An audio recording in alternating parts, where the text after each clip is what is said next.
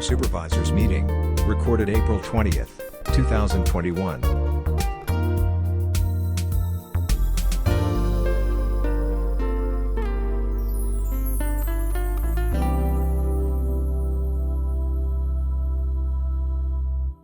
Call the Portage County Board meeting to order. Good evening, Mr. Chair. Good evening. Roll call. We have 24 supervisors present, 18 attending in person, 6 attending remotely, one supervisor excused, Supervisor Mua. Pledge allegiance to the flag.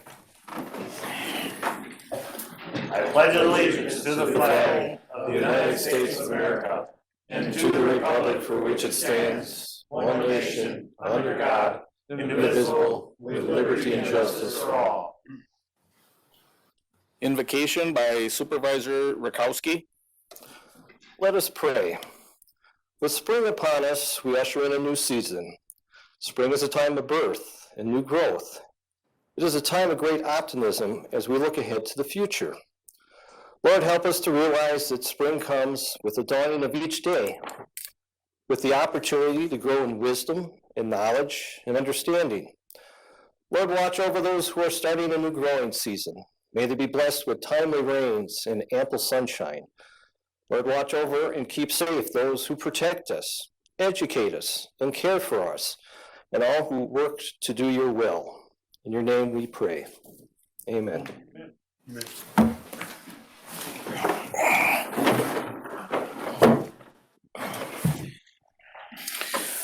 Approval of minutes of March 16th, 2021. Move to approve as presented, Mr. Chair. Motion by Supervisor Barry Chakowski, seconded by Supervisor Pataki. Any corrections or changes? All those in favor with aye? Aye. Opposed? Motion carries. Correspondence. Wisconsin Counties Association September Conference registration, Health and Human Services Director Schabowski, and County Executive Holman COVID-19 update. As far as the conference, I had reached out to Wisconsin counties to ask if they had a sense one way or another, and they felt at this time, unless something major happens or changes or shifts, that we will have an in-person conference in September. So your form is inside there if anyone's interested in attending. As always, have been informative in the past, so I encourage anybody to participate. And you have the COVID update. So this time we didn't do it in person. If next time, if we have some more pressing items, we might have Ray or Chris come and give us one in person. Hopefully we keep having good news. So presentations, Justice Works Director Benke.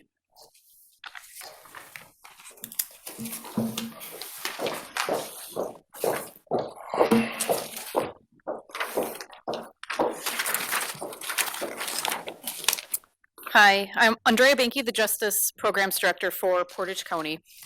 So I took it upon myself. I thought it would be a good idea to have an annual report regarding how we did in 2020 and some of the studies that we did internally in Portage County regarding the population that we work with.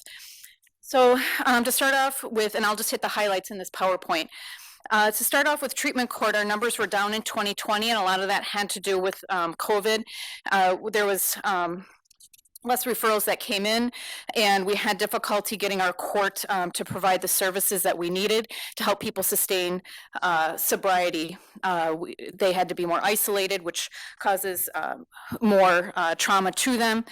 And so we had some more terminations early on than we normally would have. But at the end of 2020, we ended with 9 participants in our program, and as of this year, we've had a lot more referrals.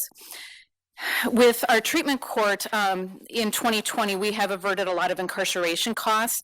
If you look at medium security for if they were to go to prison rather than be in treatment court, we have avoided close to $400,000 with our treatment court, and also with the jail, because some of them are looking at jail sentences close to $500,000. The importance of having a multidisciplinary team, because people have asked why there's so many people on our team. There's a lot of cost savings to that. And how they take that into consideration is that the percent of savings for treatment court compared to business as usual. So if you look at prosecutors, it's 2 times greater savings for prosecutors to be on our team. That means if they continue to do business as usual as prosecuting people, putting them in prison and doing that over and over again, there's a cost savings by having them in drug court because the incarceration rate has decreased. So I just put a few stats in there regarding this cost savings of having a multidisciplinary team. One of the studies we did in our court is looking at the average time of people spend in our court, and overall it's about 17 months. Usually people spend about, our court is a minimum of 14, so we have people staying in longer, and we've had people in 2.5 years in some cases also. On the next slide, I did primarily the drug of choice of people that are being referred to our treatment court, and overwhelmingly it's methamphetamine, but heroin is second. But the majority of the people in our court have multi-use disordered, so they have a drug of choice, but they use multiple drugs, and they're found with that in their system. And we're finding, especially this year, that people that are testing positive, it's not just for one drug, it's for multiple drugs in their drug test. So that's for our treatment court. Briefly, I'll talk about day report. Day report primarily is for people that are out on bond that require some type of drug or alcohol testing, but we did open it up this year because of COVID to anybody that needs some type of supervision. So we averaged 74 participants in 2020, and we had close to 2,000 breathalyzers and close to 700 urine tests. Our testing is down significantly in 2020 because we are using more evidence-based practices. We found that we were over testing people, which is a detriment to the people that we work with, because the more we over supervise them, the worse we are having them, the worse they are in our system, so they will be back more higher recidivism rates. We had 115 positive urine tests, and primarily those were THC, and you'll see that broken out in your packet. So for our pretrial, the next slide, is our OWI program for 3rd and higher. We averaged 23 participants in 2020. We did about 2,500 breathalyzer tests and 81 urine tests, and our positivity rate for both of those was less than 1%. And again, that program, we were assessing them anyway, so this program has been somewhat steady, but we still were over testing them in prior years. So for costs averted in our day report and pretrial program, we had people in our program a little over 11,000 days. And so if you look at the jail bed savings with people being in our program rather than sitting in jail on a bond, for them staying in Wapaka County, where it's $38 a day, it was $422,000, a little over, that we saved in jail costs. And if somebody were to be in Portage County in our jail, it's $1.1 million that we saved with this program. With the post supervision, which is a plea from pretrial to post, so it's like, again, it's all OWIs. We had an average of 13 people in that program. And as you can see, the positivity rate, we've only had 1 positive breathalyzer out of breathalyzers and urine tests. And the reason is that there's a lot to lose if they don't do well in that program. They will have their sentence, they'll be incarcerated longer. So there is an incentive to them to do well in this program. So you will see that we have our positivity rate is quite low. So one of the studies that we've done for a couple of years now is of how long people are sitting in our jail. So if you look, we had data from January of 16 to May of 2020, and we found that people that have $1,000 bond or less, if they qualified for a public defender, they were staying in jail 39.3 days. But if they made too much money and did not qualify for a public defender, so they could hire a private attorney, they stayed in jail 9.7 days. So it's a significant difference if they are lower income. For $10,000 bond or less, for a public defender, people were sitting on average 64.3 days. And for a private attorney, and this is where the typo is in the annual report, people were incarcerated 16.9 days. So again, still a significant difference. So why does this matter? So for pretrial, there's only two things that we have to determine. We have to make sure that they're going to come back to court and that they do not commit a new crime while they are on pretrial. So studies are showing that if you're detained in the jail 2 to 3 days while on pretrial, you're 40% likely to be rearrested for a new crime while you're out on bond, and you're less likely to appear for court. And at sentencing, you have a 17% risk of recidivating because of the amount of time that you're sitting in jail.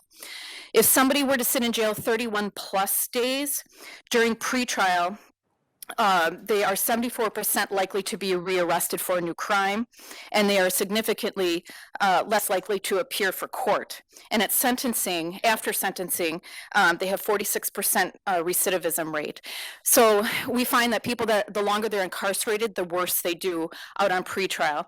And also there's more information in your packet regarding that, regarding how they are sentenced.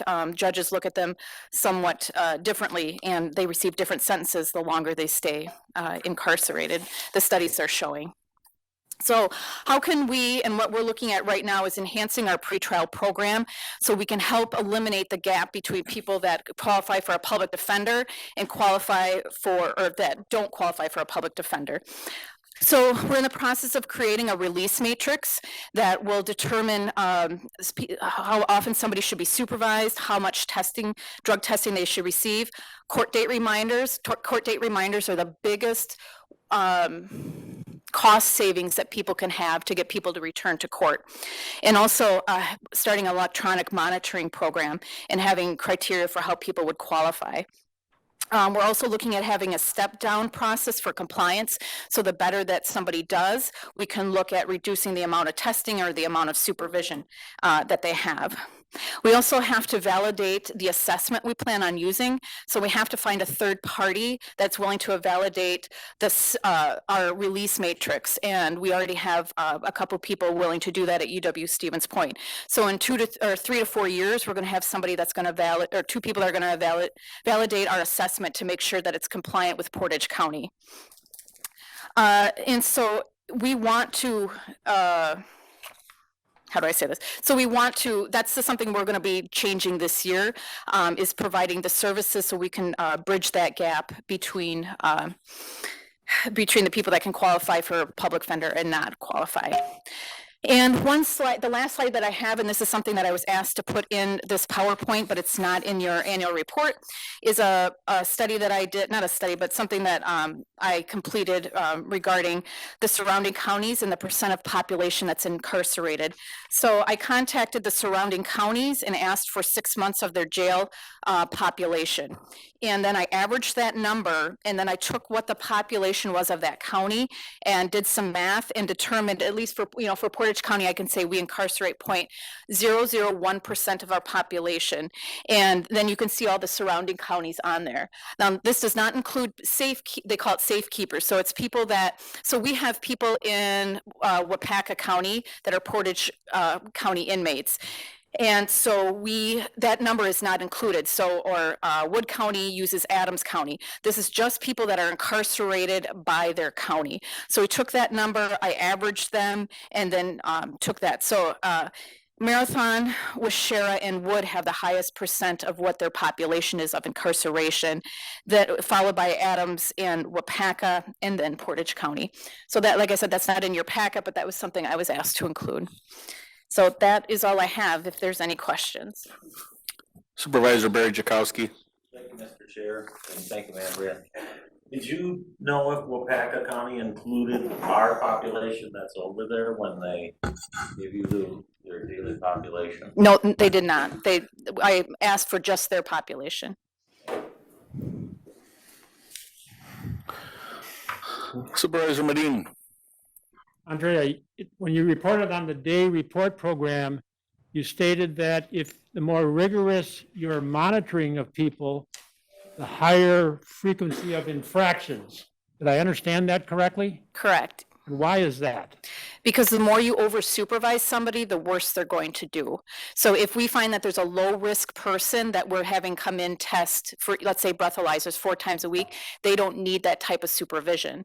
And so it's like keeping somebody in jail longer than they need to be. They're just going to do worse. Or mixing our risk populations like we do in drug court. If we mix a low to medium risk person in our drug court, they will become high risk. So we don't want to mix our populations that way. Thank you. Anybody else? Anybody from home wanna? Supervisor Johnson, then Supervisor Barry Jakowski. Supervisor Johnson? Thank you, Mr. Chair, and thank you, Andrea. I have had the pleasure of serving on a couple of small committees that the judges have put together and the district attorney have put together, and working with Andrea and learning from communities around the state that are employing these sort of programs with great success. And I think Portage County is, number one, we're very fortunate to have someone as dedicated as Andrea and so good at just keeping on task with this. It's a great, she's just a really great resource for us.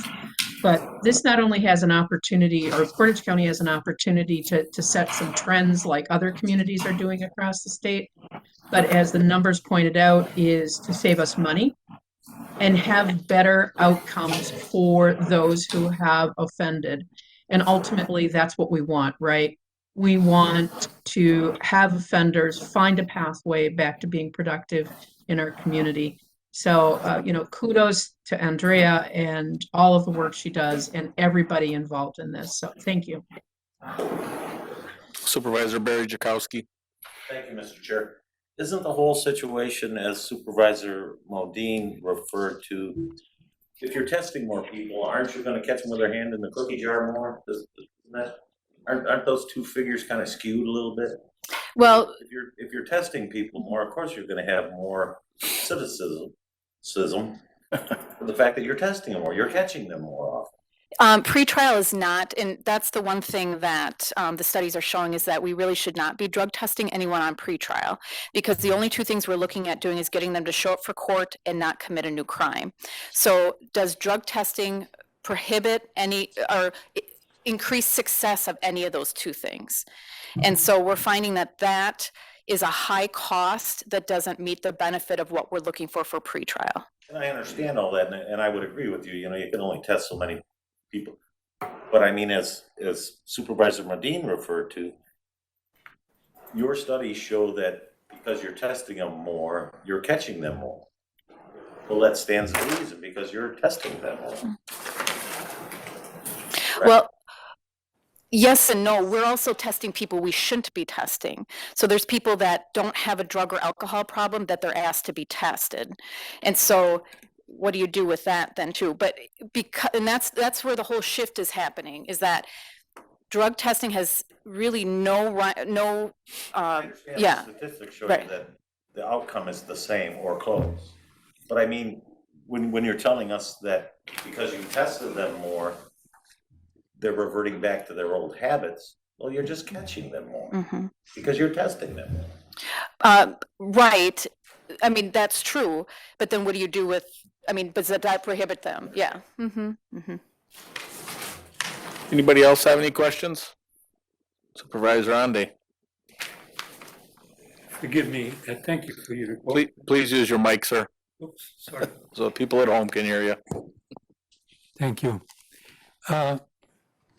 Forgive me for my ignorance, but you have these two stats, these in jail 10,000 and these in jail 1,000, and public defender and no public defender.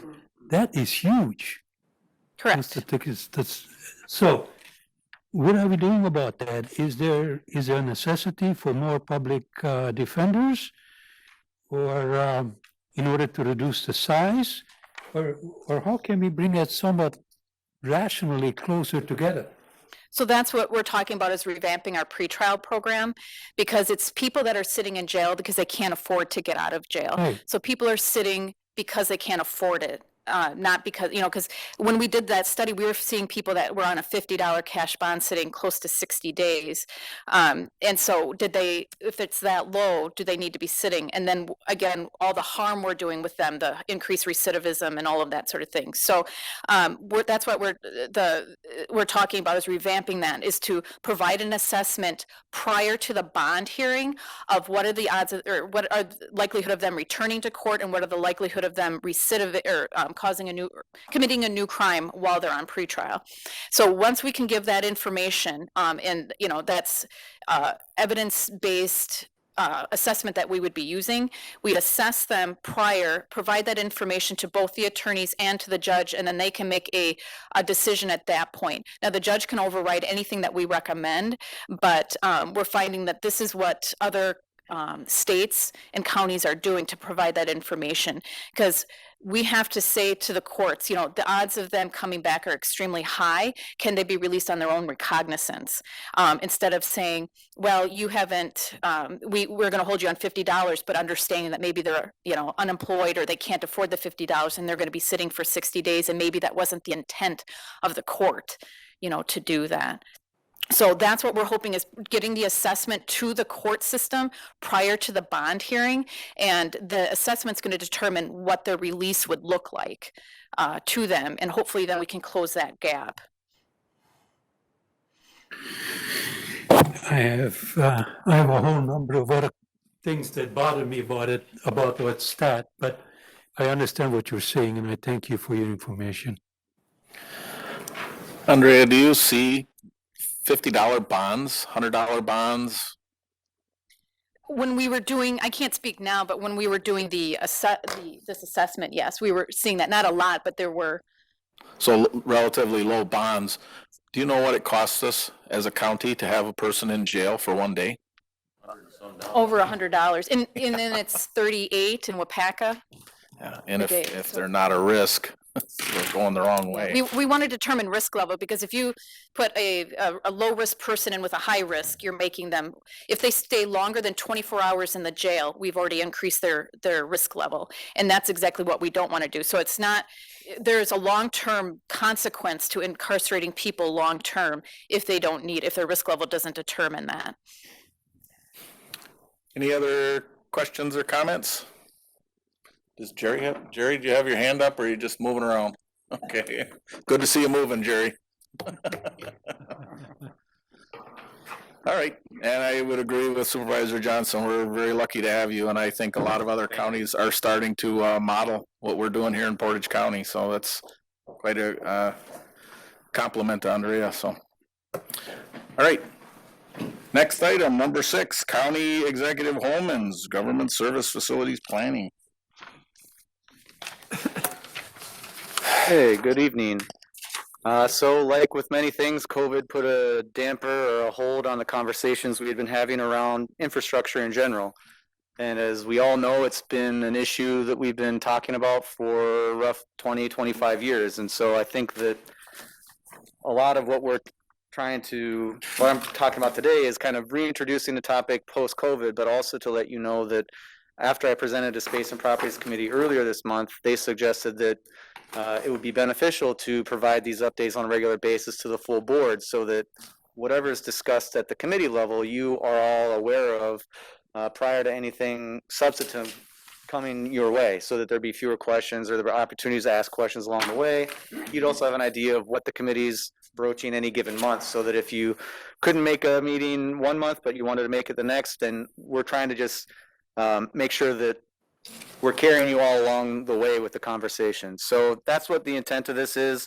The presentation is an abbreviated version of what I gave the Space and Properties Committee. You can find that one on the agenda online. There's not dramatic changes to it, mostly just stripping graphics and colors and things like that. But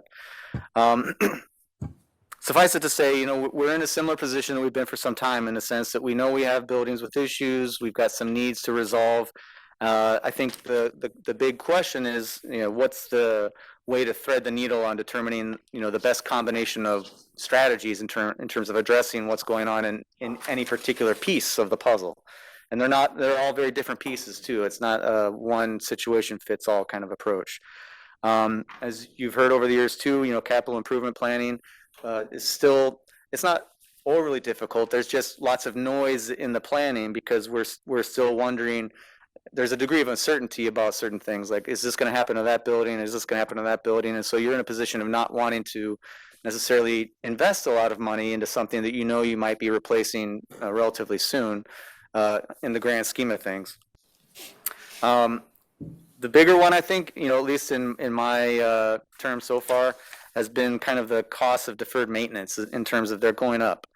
So we're still being faced with maintenance costs. We're still being faced with some larger projects that, aren't small dollar figures. And so we're in the position of having to allocate funds to them just because we're not near a decision for some of those pieces. So you can't have these, like, you can't have a leaky bad roof and still expect people to be working and thriving in that environment. Also, just so you know, like, where are we at in the stage, and this first page really is covering that, is really we're thinking in very broad brushstrokes about the why are we doing this or that, what are we going to do, and how you would do it is later. We're not talking about how we're going to do any of this at this point.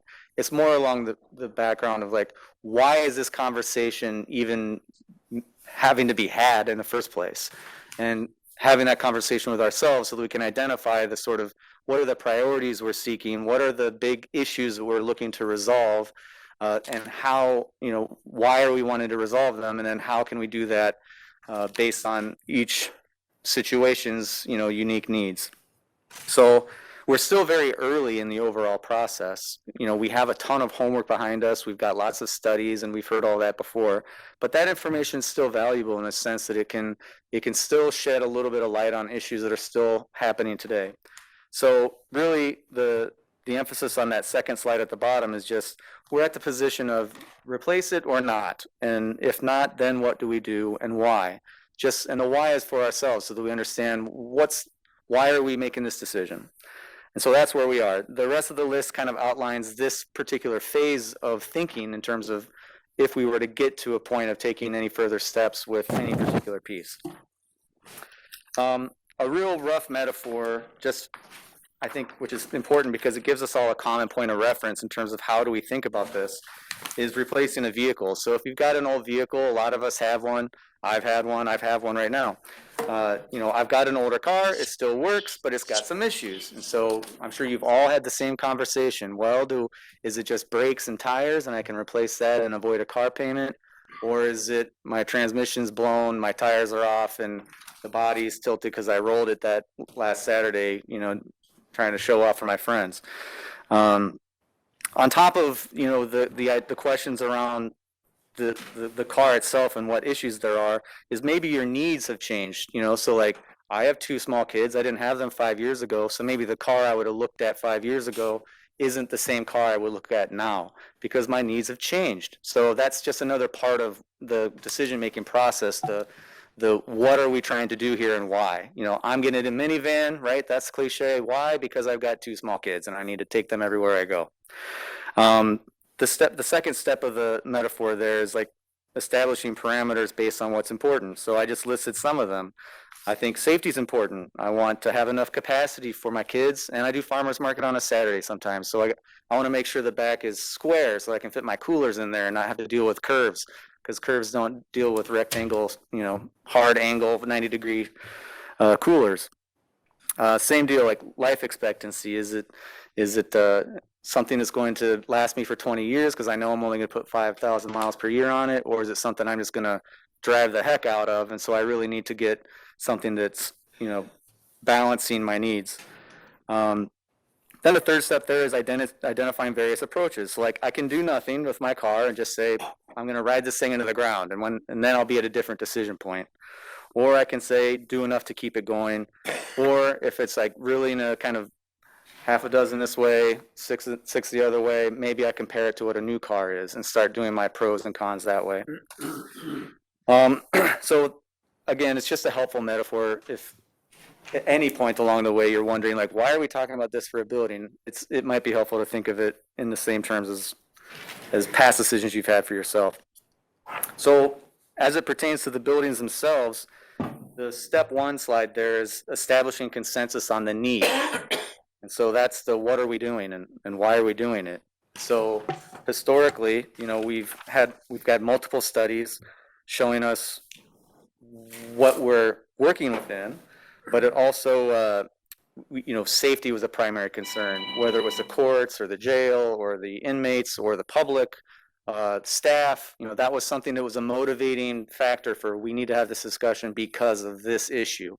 And so if that was a parameter, just as an example, that you said we need to prioritize safety, and you set that as a committee and then as a board, then safety will be an overriding factor in anything you consider moving forward. And that's just helpful because it reminds you at each step along the way, why are we doing this? Because safety is a priority. It could be anything, and that's part of the decision-making process, is what are our parameters for any given piece of the puzzle. Then there's secondary needs as well. So like energy efficiency, you know, do we need new windows? Do we want to do a solar array on the roof? These are the things that you can fold into the project or the renovation or whatever it might be that we find important as a part of that question.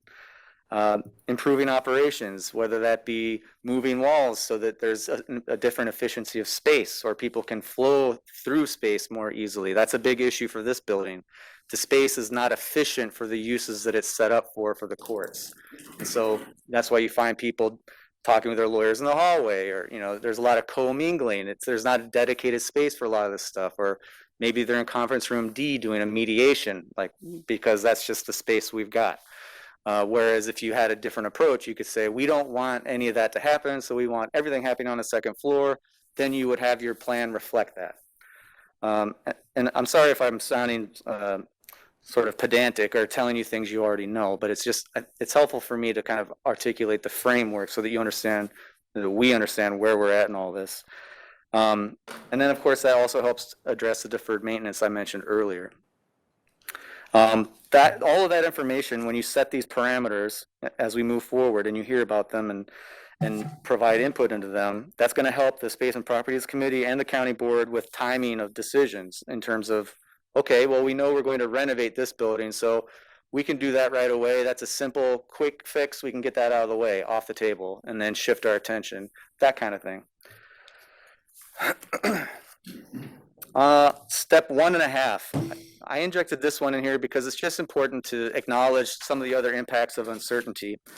And the one thing that we don't talk about often is that successful planning in this area is going to help us save money too. Like we heard earlier with Andrea's work, you know, that's saving us money. This sort of approach can also save us money if we get creative and hold ourselves to the parameters that are important to us. So like if we know something has a place in our future and we don't need to replace it, then we know we can make the minor investments to keep it going, to go back to the car model. Or maybe the building is just in a complete state of disrepair. You know, healthcare center might be a good example of that. It's just an old building, ill-suited for its purposes. It's not something, you'd have to dump tons of money into that thing in order to really renew that building, right? So why would you do it? Okay, so saving money through the planning process, and also avoiding the situation that we're already in, which is having to, as I said before, allocate money and resources to projects that aren't really on our radar, but we have to do them just by virtue of we're still operating in them. An example of this too, of being timely with some of this, is that for our IT department, we had been putting off server upgrades for 7 years, but we pushed another year because that was beyond the expected sort of lifespan of what we had. But we thought, well, we'll buy as much time as we possibly can. But once we got to that point, it's like, well, we're now in a position where we can't keep putting this off because the companies we work with are shutting these things down. The systems are totally changed. Security's changed. Like IT changes rapidly. 8 years is a generation or two. But my point is that we've had to invest in IT where it's at. And if you need to move IT from the annex at some point in the future, there's switches involved, and those switches can each be 6 figures to run them in a different way, run them to a different location.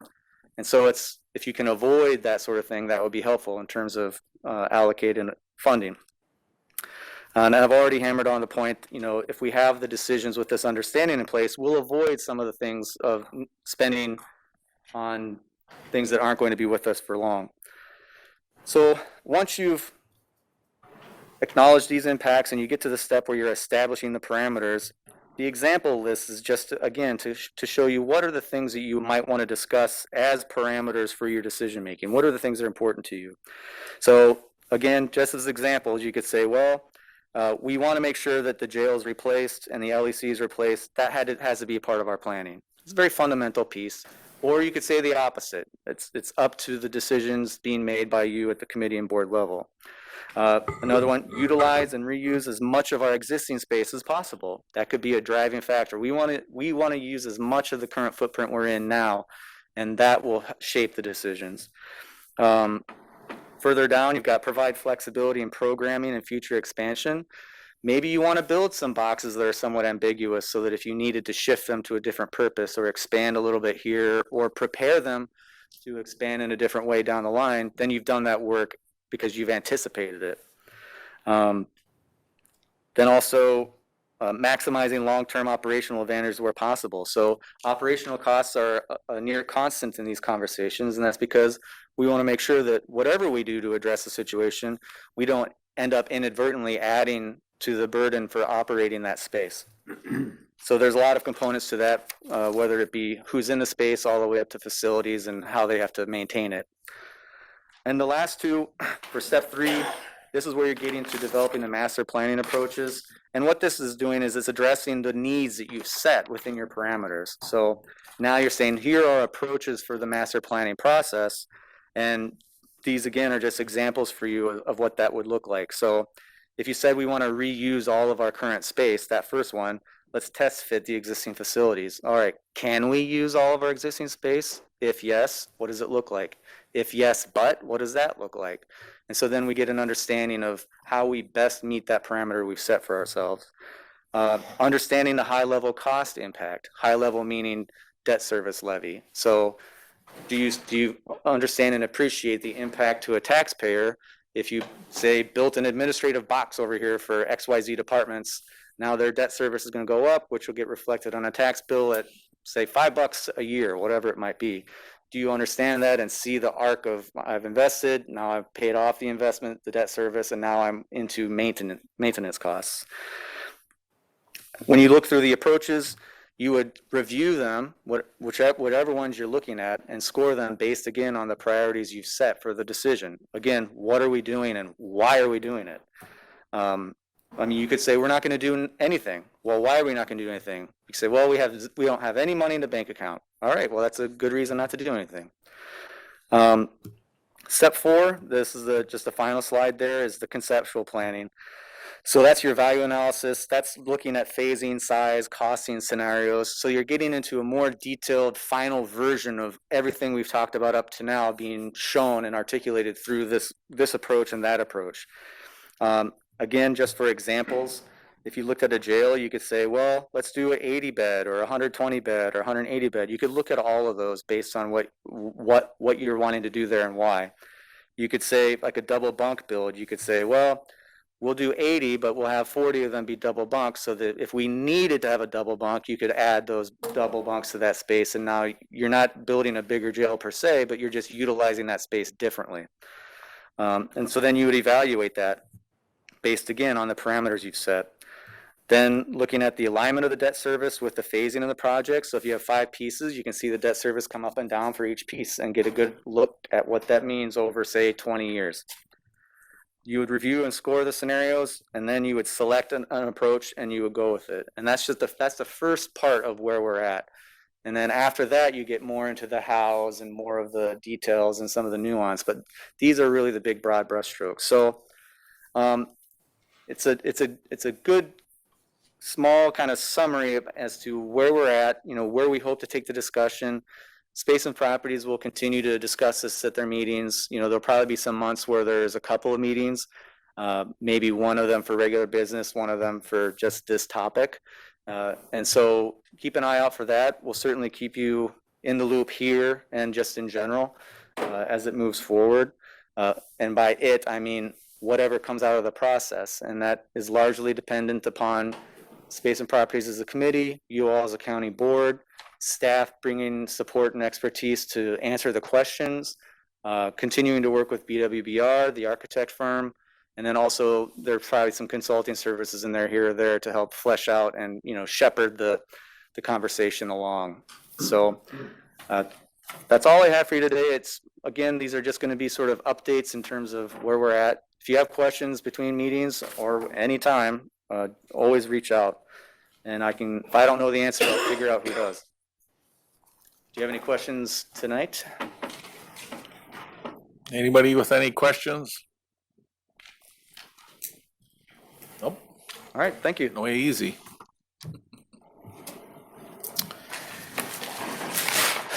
Public notice. Members of the public who wish to address the county board on specific agenda items must register their requests at this time with such comments subject to reasonable control of the county board chair as set forth in Robert's Rules of Order. Anybody from the public? Please state your name. Joel Lemke, item 12, please. Joel Lemke. Anybody else? Steve Ellis, item 8. Steve Ellis, item 8. Thank you. Anybody else? Okay. Confirmation of county executives' reappointments. If there's no objections, I'll take all of these in one as printed. Seeing no objections, we have an amendment to number 7D as in dog. So for D, for the reappointment for Bill Zimdars to the Commission on Aging and Aging and Disability Resource Center, that is actually supposed to be a one-year term expiring on April 18th, 2022. This appointment or reappointment was already approved at the Executive Operations Committee with that 3-year term listed on there. So I guess I would just refer to Corp Counsel Ray. Is there an issue with us just amending that term date on the floor here, or do we need to send that back to Exec Ops to change that term? Dave? Since it's before the whole body, I think we can send it on the floor. Thank you. And then, Go ahead. sorry. Go ahead. The only reason for this change is that Bill Zimdar has met his term limit for that committee, because it's going to be 6 or over 6 consecutive years if we do the 3-year term versus the 1 year. So I will take a motion to amend that. Motion by Supervisor Barry Jakowski, seconded by Supervisor Jankowski. I didn't get a motion to approve them yet, so. Okay. Because it's a roll call, I'm gonna, Well, just ask for a motion to approve. I'll take a motion to approve, this is to the motion to approve the reappointments. We're gonna have to do this first, so. Motion by Supervisor Dubek, seconded by Supervisor Rakowski. Now, I can take the amendment, and that will be by Supervisor Barry Jakowski and seconded by Supervisor Jankowski.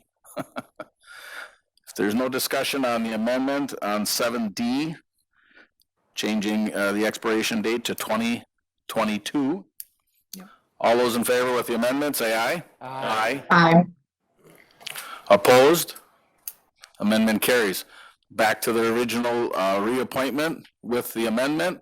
If there's no further discussion, all those in favor with aye? Aye. Aye. Opposed? Motion carries. Thank you. Resolutions and ordinances. Number 8, resolution designating the week of April 26th through April 30th, 2021 as Work Zone Awareness Week in Portage County. Motion by Supervisor Pataki, seconded by Supervisor Matt Jakowski.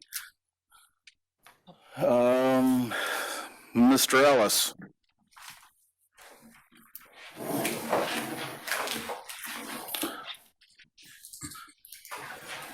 Thank you.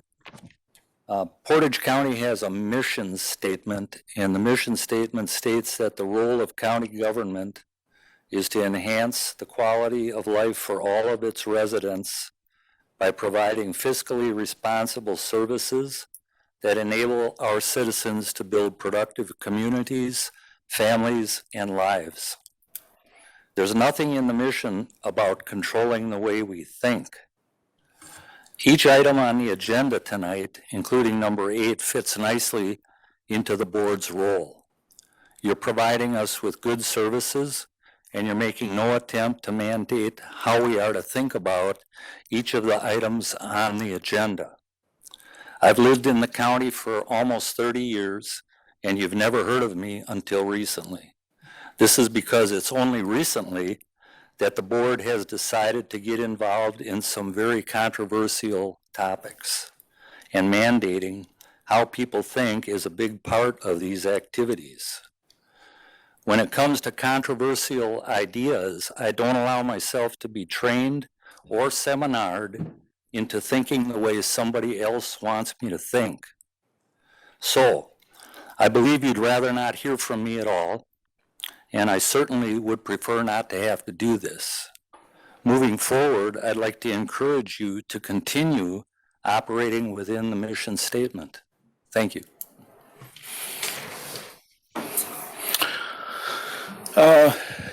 Along with that, do you have that ready? We got a short video. Commissioner Check had asked me if we would allow this, and I had seen it before, and it's worthwhile.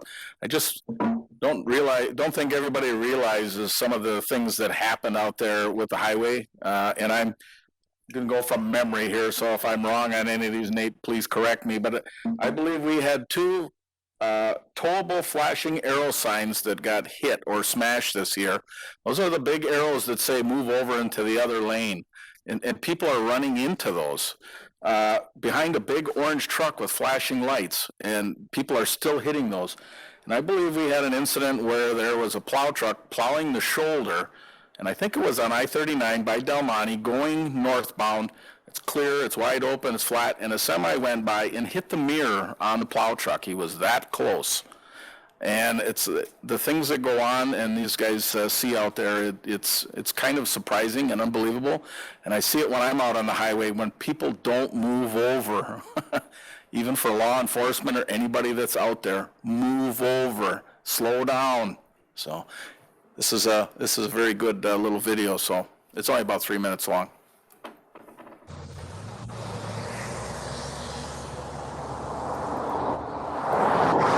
We were flagging in town of Tomahawk, and he actually had to drop the stop sign at the paddle and dive into a snowbank, and they said, oh, I was late for work, the sun was in my eyes, blah, blah, blah. You see people coming through on their cell phones, reading the paper or papers, having their little dogs on their laps, giving them treats, brushing them, I've seen. A semi was coming, like a gasoline tanker. He didn't move over quick enough and swerved instead of hitting us. We had a gasoline tanker loaded, sitting in the ditch alongside of us.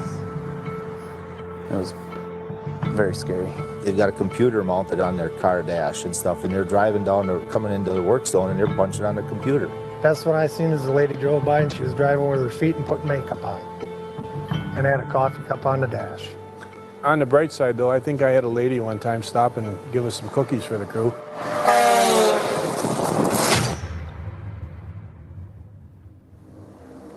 Derek was right out in front of us, a couple 100 yards, and I was watching out my window, and all I saw was this car come over the hill. You know, and I'm watching it come down the road, and nothing I can do. It's heading right to him. A guy came through, and he was obviously distracted. He had 2 small dogs in his vehicle. They were loose, you know, up on his lap, and came up through the work zone and never even slowed down. The worst day of my life. He was a good friend of mine. When Marcus got killed, you could see for 2 miles down the road, it was a sunny day. There was hardly any clouds in the sky. It was a beautiful day. When he got hit, she was coming at me. I was on a little roller, and she ended up jumping over the culvert. She ended up rolling into a creek, and she was brushing glass off. She had no idea she had even hit somebody. She didn't know. And you know, I'm on my knees.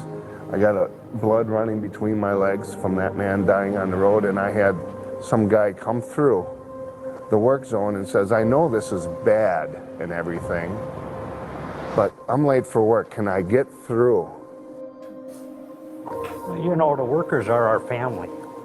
You know, I work with these guys every day, you know, and I love them. And I tell you, it's hard. We need people to see that we want to go home too. To everyone out there, just please slow down. We want to go home to our families. We want you to go home to your families. And everybody we work with, we want to go home. So when you're driving, just pay attention. Wherever you're going usually isn't that important that you got to speed through it and not pay attention. We're not there to just protect our crews. We're there to protect you. Slow down. Just slow down for us, please.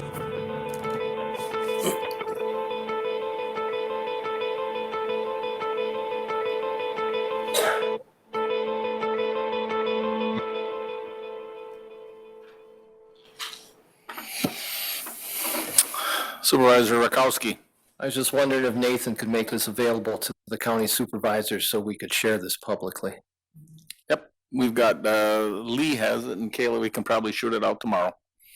There's other ones on there too. There's a lot of different ones. There was a certain particular one we were looking for that was a number of years ago, but it's like these guys are just family men and everything else out there doing their job, and it's some of these areas that they work in, and people, there was other incidents too, so it's a dangerous place out there.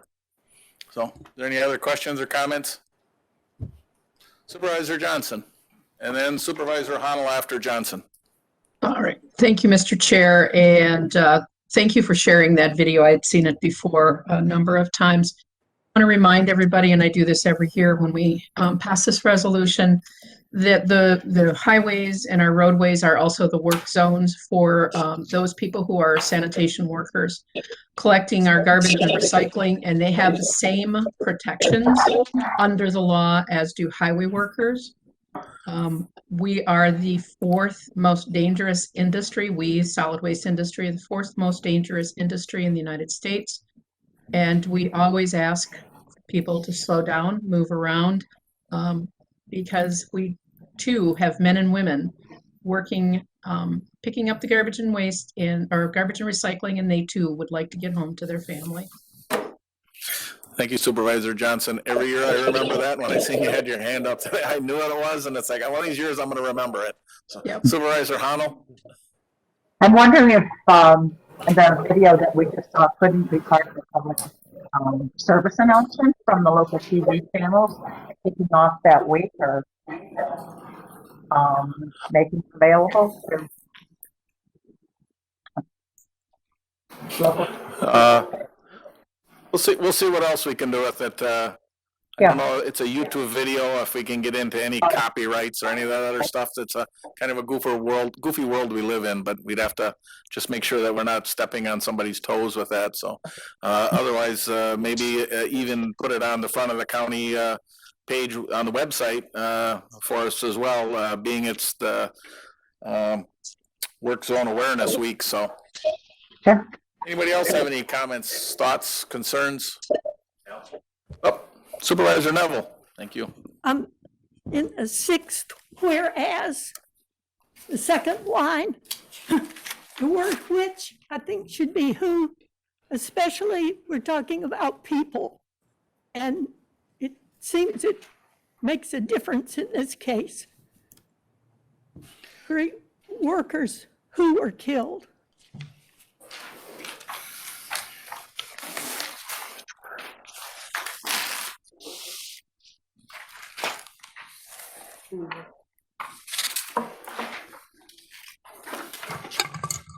Wisconsin County Highways workers were killed in 2020. Are you making that in a motion, I guess, because I'm looking at it, it's kind of either or, but if you want to make it in a motion, you're more than... To change the word which to who. These are people we're talking about. Okay. Do I have a second? Second. Supervisor Moresi. Seconded by Supervisor Moresi. Any other discussion? We are in the sixth whereas, and it is towards the end of the paragraph, Wisconsin County highway workers who were killed in work zones in 2015, and the word which is changed to who. If there's no other discussion, all those in favor with the amendment, say aye. Aye. Aye. Opposed? Motion carries. Back to the original motion as amended. Any other discussion? Comments? All those in favor with aye? Aye. Opposed? Motion carried. And then thank you again to Supervisor Johnson for reminding me about the other people that are out there as well working. Everybody to be safe. Number 9, authorizing contract for services for polymer overlay on bridge decks. Resolution number 98, 2020, 2022, submitted by the Highway Committee. This resolution authorizes a contract with Norcon Corporation for polymer overlays for bridge decks. Motion by Supervisor Matt Jakowski, seconded by Supervisor Gussel. Discussion. All those in favor with aye? Aye. Opposed? Motion carries. Number 10, authorizing a third-party engineering service contract for County Highway B with Gremler and Associates, Inc. and the Wisconsin Department of Transportation. Resolution number 99, 2020, 2022, submitted by the Highway Committee. This resolution authorizes a contract with Gremler and Associates and the DOT for engineering services. Motion by Supervisor Loddick, second by Supervisor Soik. Discussion. Supervisor Neville. On the Portage County contracts summary form, number 12, it says if direct negotiation or RFP, explain why the bidding process was not utilized. But there's no explanation.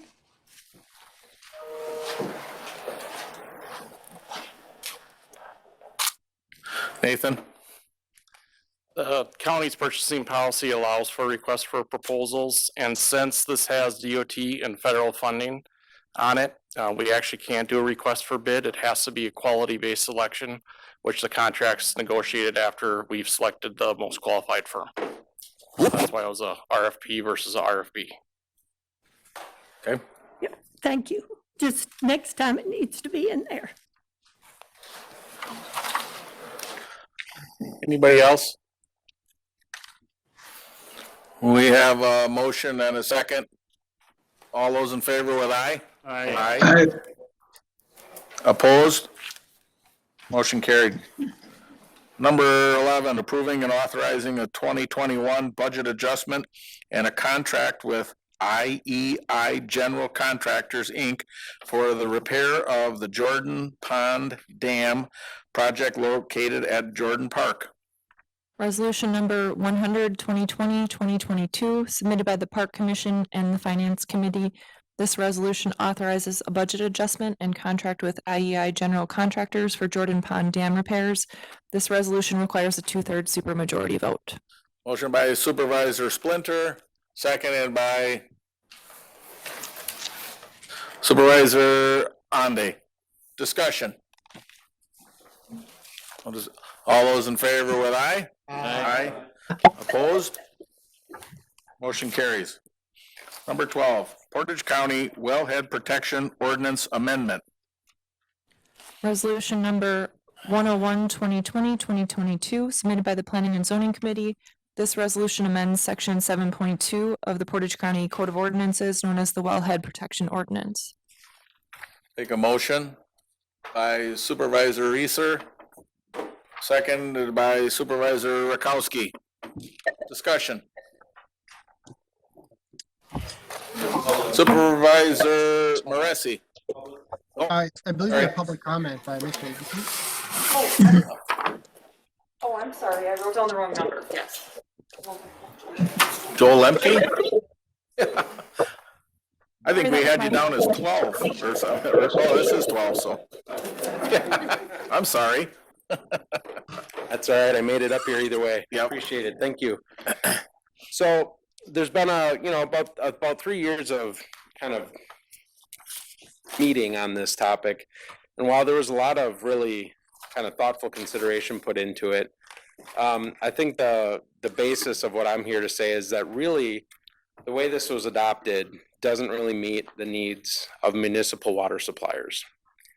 Even if you read in the second line of your second paragraph here, the whole purpose of this is to protect the municipal groundwater supplies in the county. And I would say that if you look at this really from a 30,000 foot perspective, what we're doing is dialing back an ordinance that's been in place for nearly 3 decades pretty significantly. Furthermore, the municipal folks that are impacted here and that this is representing, all we're looking for something a little different, but not significantly different. The subcommittee of the Planning and Zoning that saw this isn't really, I don't want to say on board, but this isn't the direction they took either, the Groundwater Citizens Advisory Group. And there's just some minor changes that I think could really make everybody happy. And I think that one of the biggest things that I want to mention is that there's been a ton of really, really wonderful effort put into this. You can see here in the write-up, there's a lot of history here. I think the first thing in the timeline goes back to June of 18 and on to today. So we're looking at just about 3 years, and there's a ton of good information here. You've got the red line version of the ordinances, you've got some maps. And I think where everybody whose operations are impacted by this kind of falls in agreement with is kind of a not too different version of what you have in front of you. And so I don't know that I can try, but that I can or that I should really explain those differences, but they're not extreme. And those differences speak to things like look ahead to the future type things, protecting current and future water supplies. And not only that, but recognizing that some of the changes are very necessary.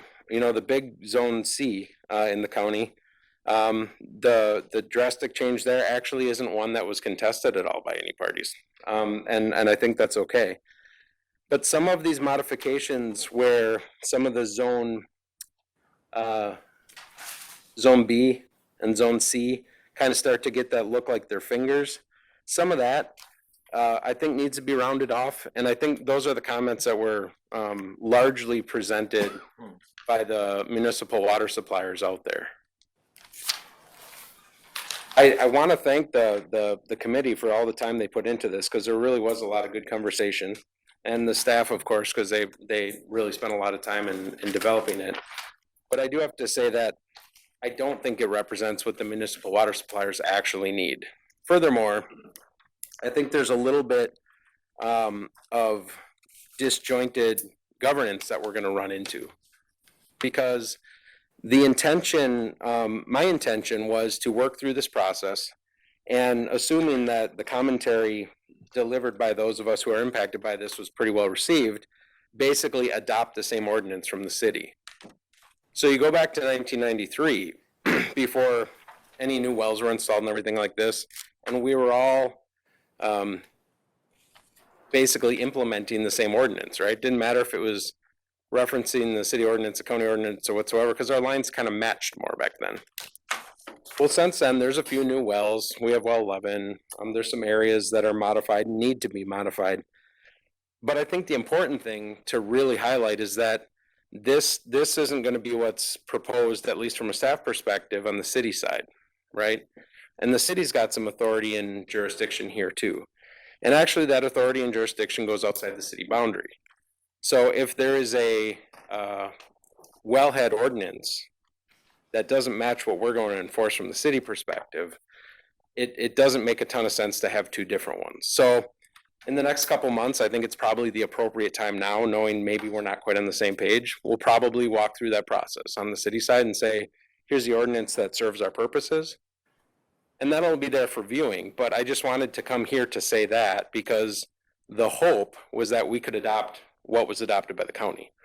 But what's proposed to the whole county board here isn't serving our needs. So, thank you. Joel, were you at any of the planning and zoning meetings? A very large share of them, yeah. Okay. Thank you.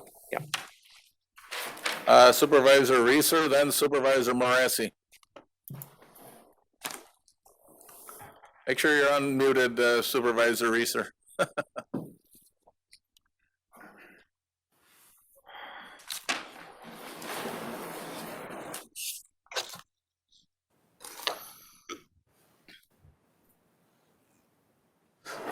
Lee, can you unmute him?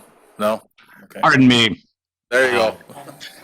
Thank you, Mr. Chair. I've got a couple of concerns myself with this, and I was sent a couple other concerns.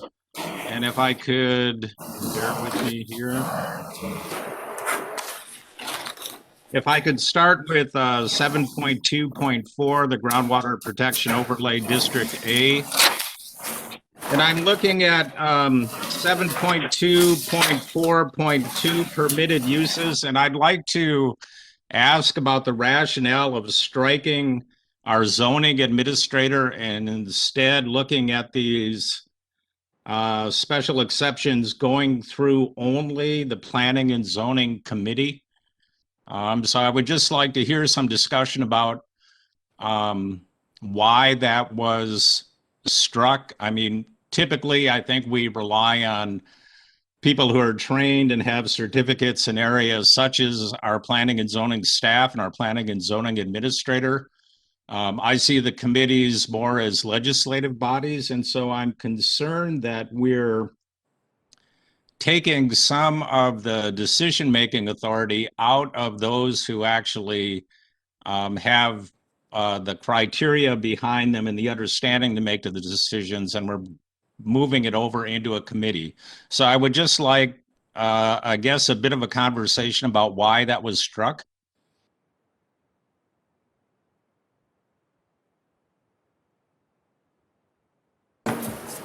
Who wants to take that? Supervisor Rakowski. As stated, the committee has 3 years invested into this. A lot of discussion on a lot of different parts of this. It was the committee's concern that the onus of decisions should be put on them as elected officials. They could be held accountable to the public. And it takes pressure off of staff at the same time. That was the feeling of the committee. Can I ask Larry if that was the feeling of the staff? As I just stated, that was the feeling of the committee, the governing body. Right. I mean, we have we have a real parallel currently in the state with the fact that a lot of the authority was stripped out of the DNR several years ago, and I work with a lot of DNR scientists. We're still in a situation where a lot of that authority was moved over to the legislative side, and it's really made the decision-making process a bit difficult. So I would just, I would caution the larger board on approving that particular strike. Moving on, if I could look at something in the animal confinement area. So we'd be looking at 7.2.5.4. And when we're looking at animal confinement facilities, that was a prohibited use, and now it's been moved out and it's a special exception, the Groundwater Protection Overlay District. I would again ask the same question. What is the rationale behind moving that out of a prohibited use and into a special exception, which could be approved by the committee?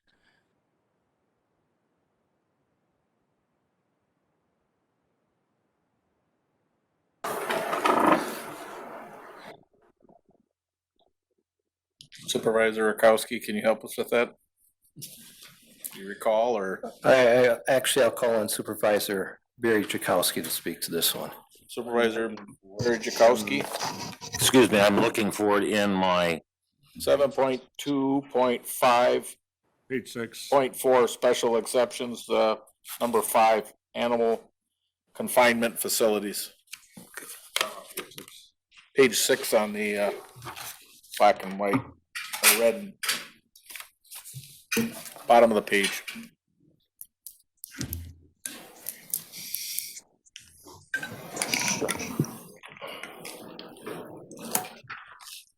Still reading through it, Supervisor Reeser. Understood, no problem.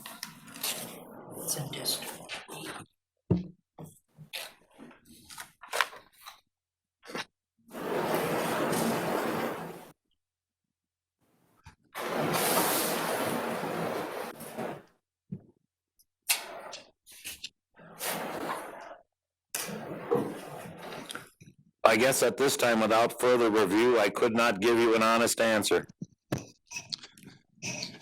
Okay, well, at least to me out here in District 25, as most of you know, the village of Nelsonville is in District 25. You know, moving this from a prohibited use to something that is considered as a special exception really raises concerns for me, especially in terms of nitrate contamination and flow times for wells. Again, I guess I would just caution the board to take a very close look at this. Again, that seems like a big move to move it from prohibited use into a special exception that can be approved by a single committee. And I'll leave my comments at that. Thank you.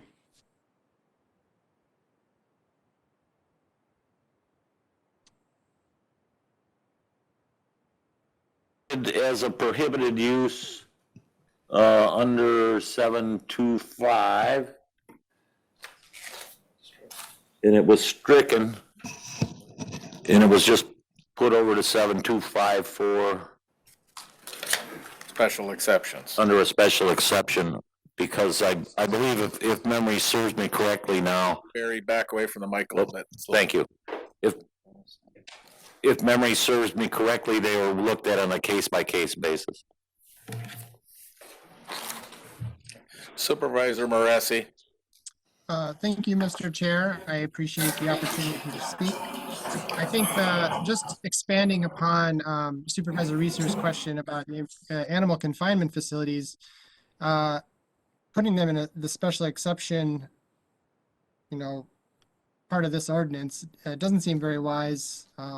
Many of these animal confinement facilities and their surrounding land uses are the principal cause of groundwater nitrate contamination in these areas, as we've seen in Nelsonville and other areas of the state. So putting these in there it's just not a good idea, because it's in section B, which allows for a 10-year flow of time to a public well. You're essentially speeding up the process for that contamination to hit our municipal wells. That is a financial and health risk to our county citizens. In regards to Supervisor Reeser's comments about removing power from the administrator and giving the power to the committee to decide, special exceptions, all sorts of things in this ordinance. The committee was chartered to look at the ordinance language and change the text and deal with some of the ground flow models. And what they'd ended up doing was kind of like a big government move, and decided to misconstrue the entire, process in this. They changed the entire policy. They removed the administrative authority of the director.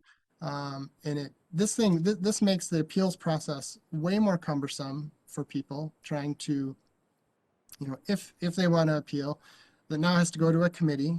That's going to take a month, and then it has to go to a board of adjustment, and that's going to take a month, and then it has to go back to committee, and that'll take another month.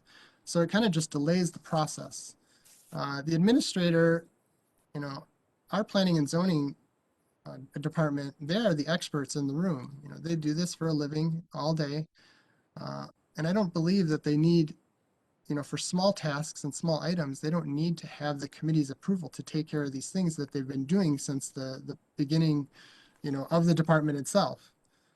unfortunately, I think it really shows contempt by the committee and disrespect to the staff for not trusting them to do their job. And that's what they're hired to do. It undermines their process.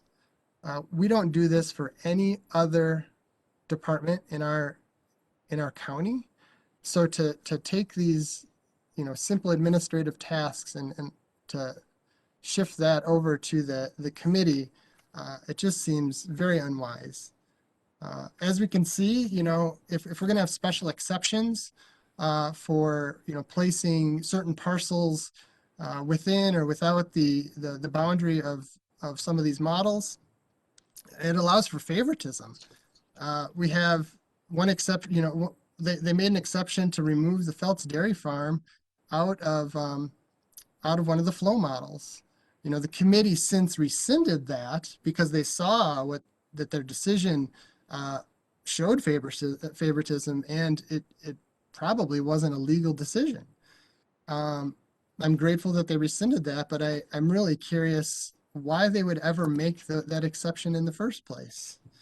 The committee has basically charted their own agenda and disregarded the recommendations of the Groundwater Citizens Advisory Committee, which was to edit the text and to do some minor mapping amendments. They disregarded the wishes of Stevens Point, Pulver, and Whiting. Amherst kind of threw up their hands in this one, and we're like, we're kind of sick of dealing with you guys. So we're just going to let you do what you do. Basically, there was no cohesive, work on this to work together with municipalities. They did the committee did their due diligence in inviting everybody to participate in these conversations. But when the other municipalities, the other stakeholders in the group, voiced their opinions, it fell on deaf ears, unfortunately. They also wanted to, shift the special exception fees for the appeals process. They want to basically omit the fees, so nobody has to pay for these special exception fees. The municipalities balked against that, and they said, we're not going to pay for those fees. That's up to the person who's appealing the process. So then they decided to, shift it basically to the taxpayers of Portage County. So if someone wants to appeal the process, they no longer have to pay for their own fees for their own appeal. The taxpayer, me, you, everybody, we have to pay for that. And that's a slippery slope to socialism, coming from some members of that committee who, tell me that government doesn't work. So I'm incredibly disappointed by this power grab, is what I see this as, is the committee is trying to steal power from the administrators of the department. We also are in a time of, we just had a referendum where 78% of Portage County voters voted to establish the right to clean water to protect human health, environment, and a diverse economy and cultural and natural heritage of Wisconsin. We are literally gutting the wellhead protection ordinance with the proposed ordinance today. And we're setting ourselves back, back further than 30 years ago when this original ordinance was put into place. We're taking the recharge time and the time of travel from 75 years of water percolating through soil to get clean before it hits our wells. It would take 75 to 100 years to do that in the current ordinance structure that we have.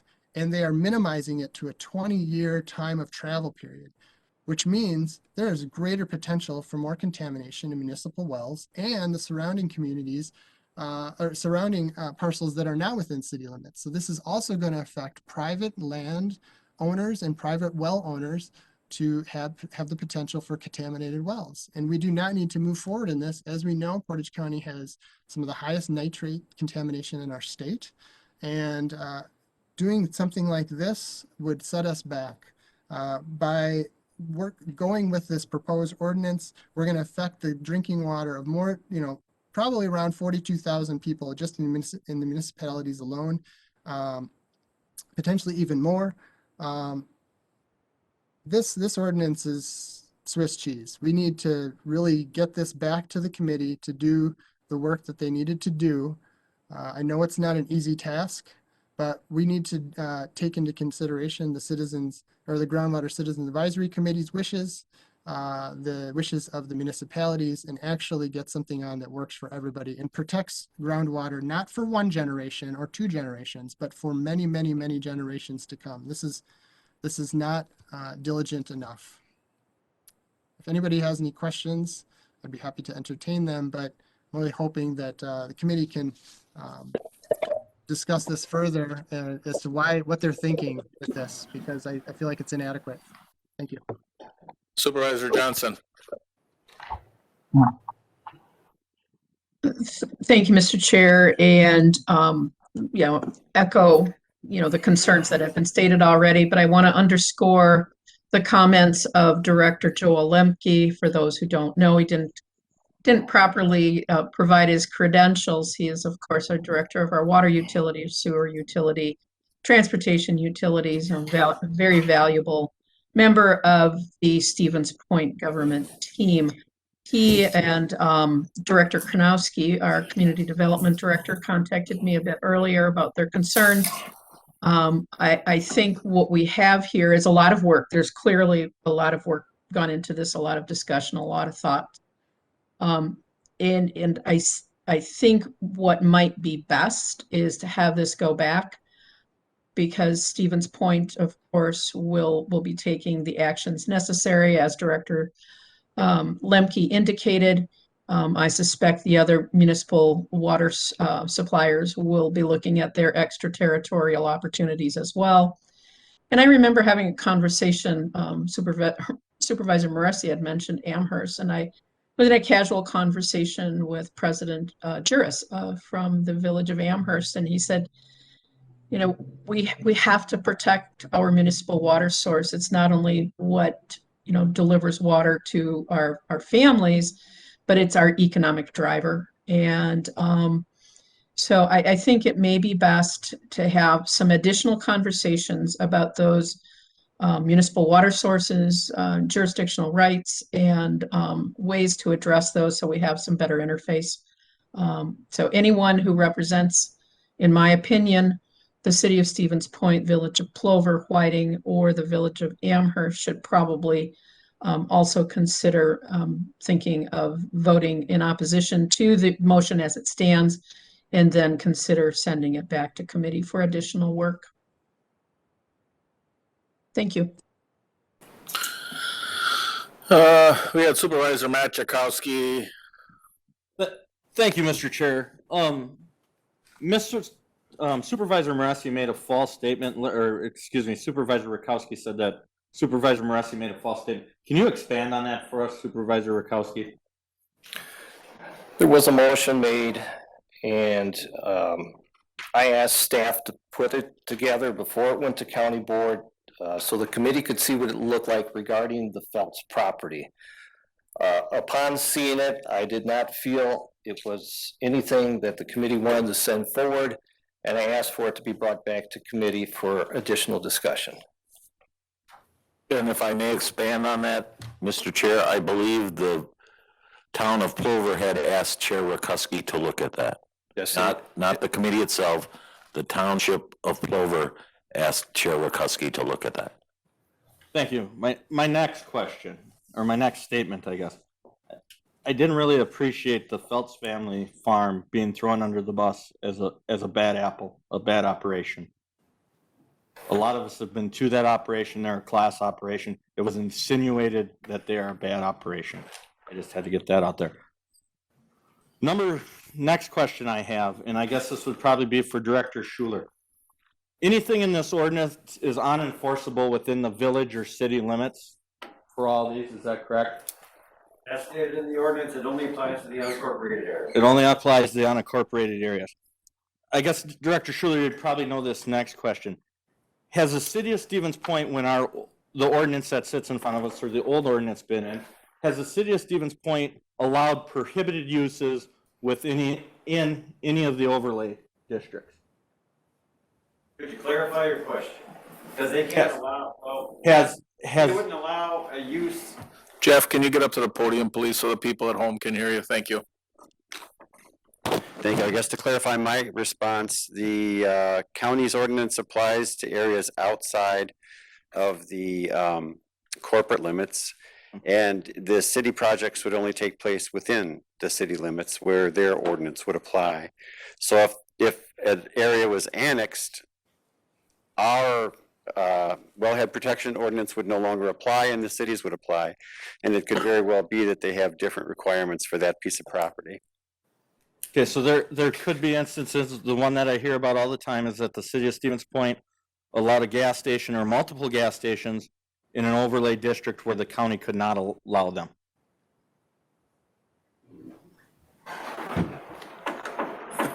Is that correct? Is that directed at me? Anybody that can answer. Okay, you were, okay. I guess I'd have to look at the circumstances. I think that issue has come up most prominently on the store on Highway 10 East, which was annexed from Hull into the city of Stevens Point for development as part of the Parkdale development. And I think that is the example that I've heard most frequently.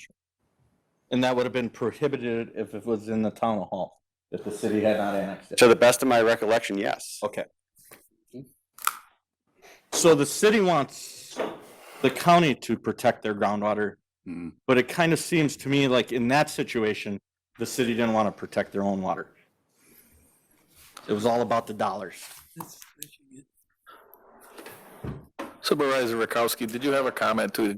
I'm getting a lot of hands up. I just want to make sure I didn't miss somebody. I did not at this time. Okay. I have Supervisor Gifford, then Supervisor Robbie, then Supervisor Merle.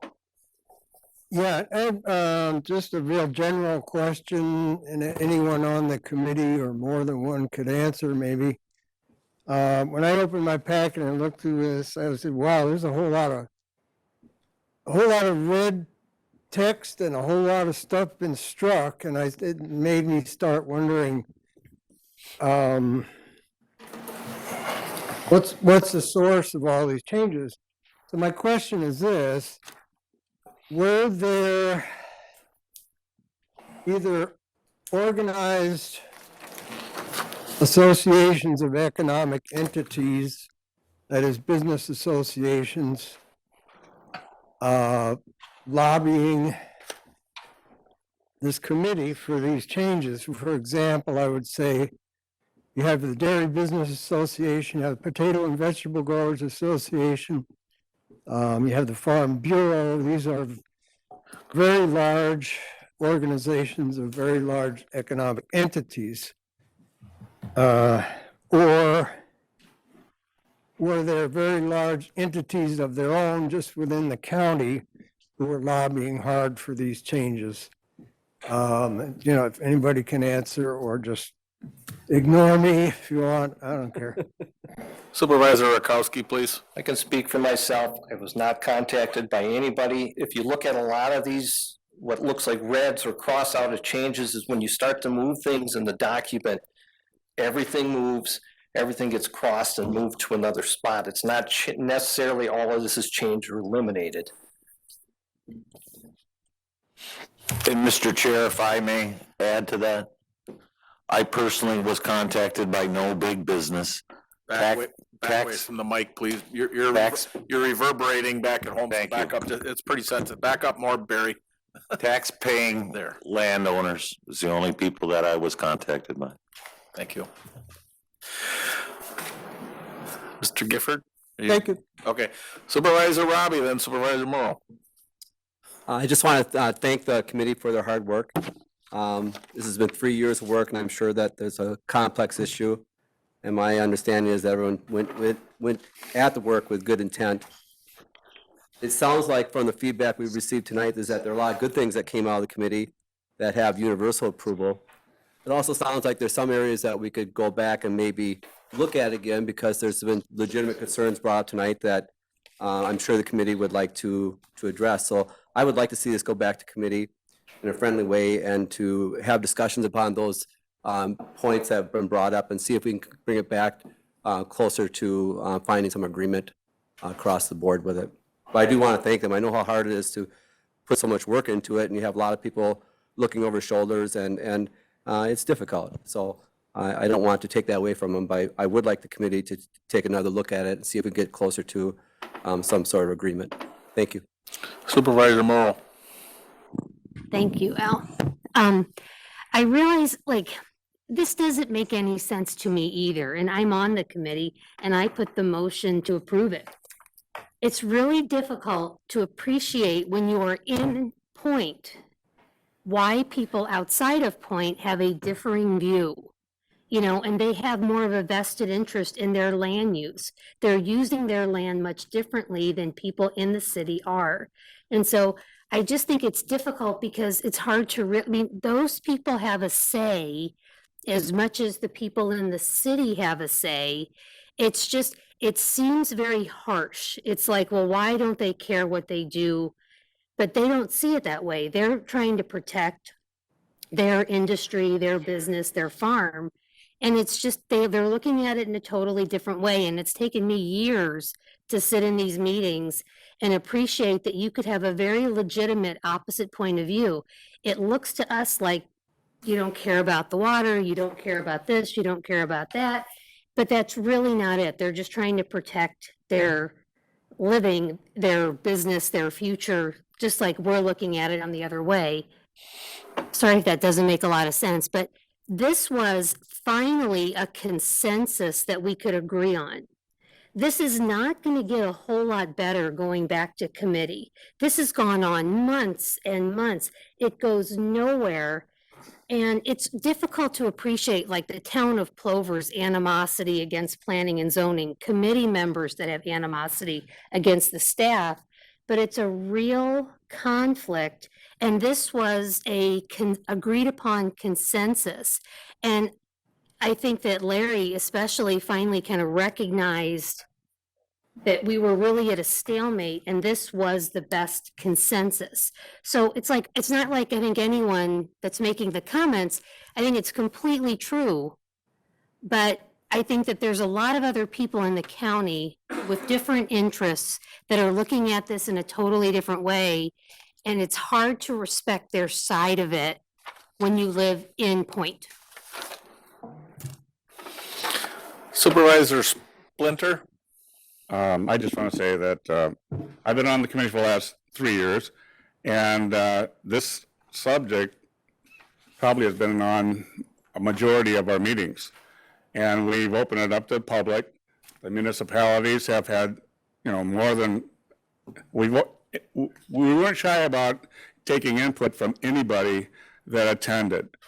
And I realize this is a kind of one of these things in a committee where we have a fairly complicated document when you get done.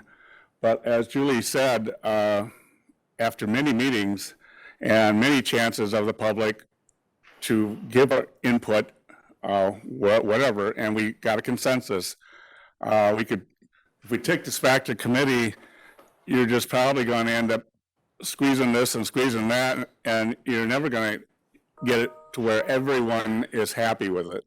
So, and again, on the, I just want to mention on the special exceptions, the animal confinement facilities, that's, again, a special exception. So what defines the animal confinement facility? I mean, it could be a guy with 6 cows in his backyard now, or you got an animal confinement facility with 6,000 cows.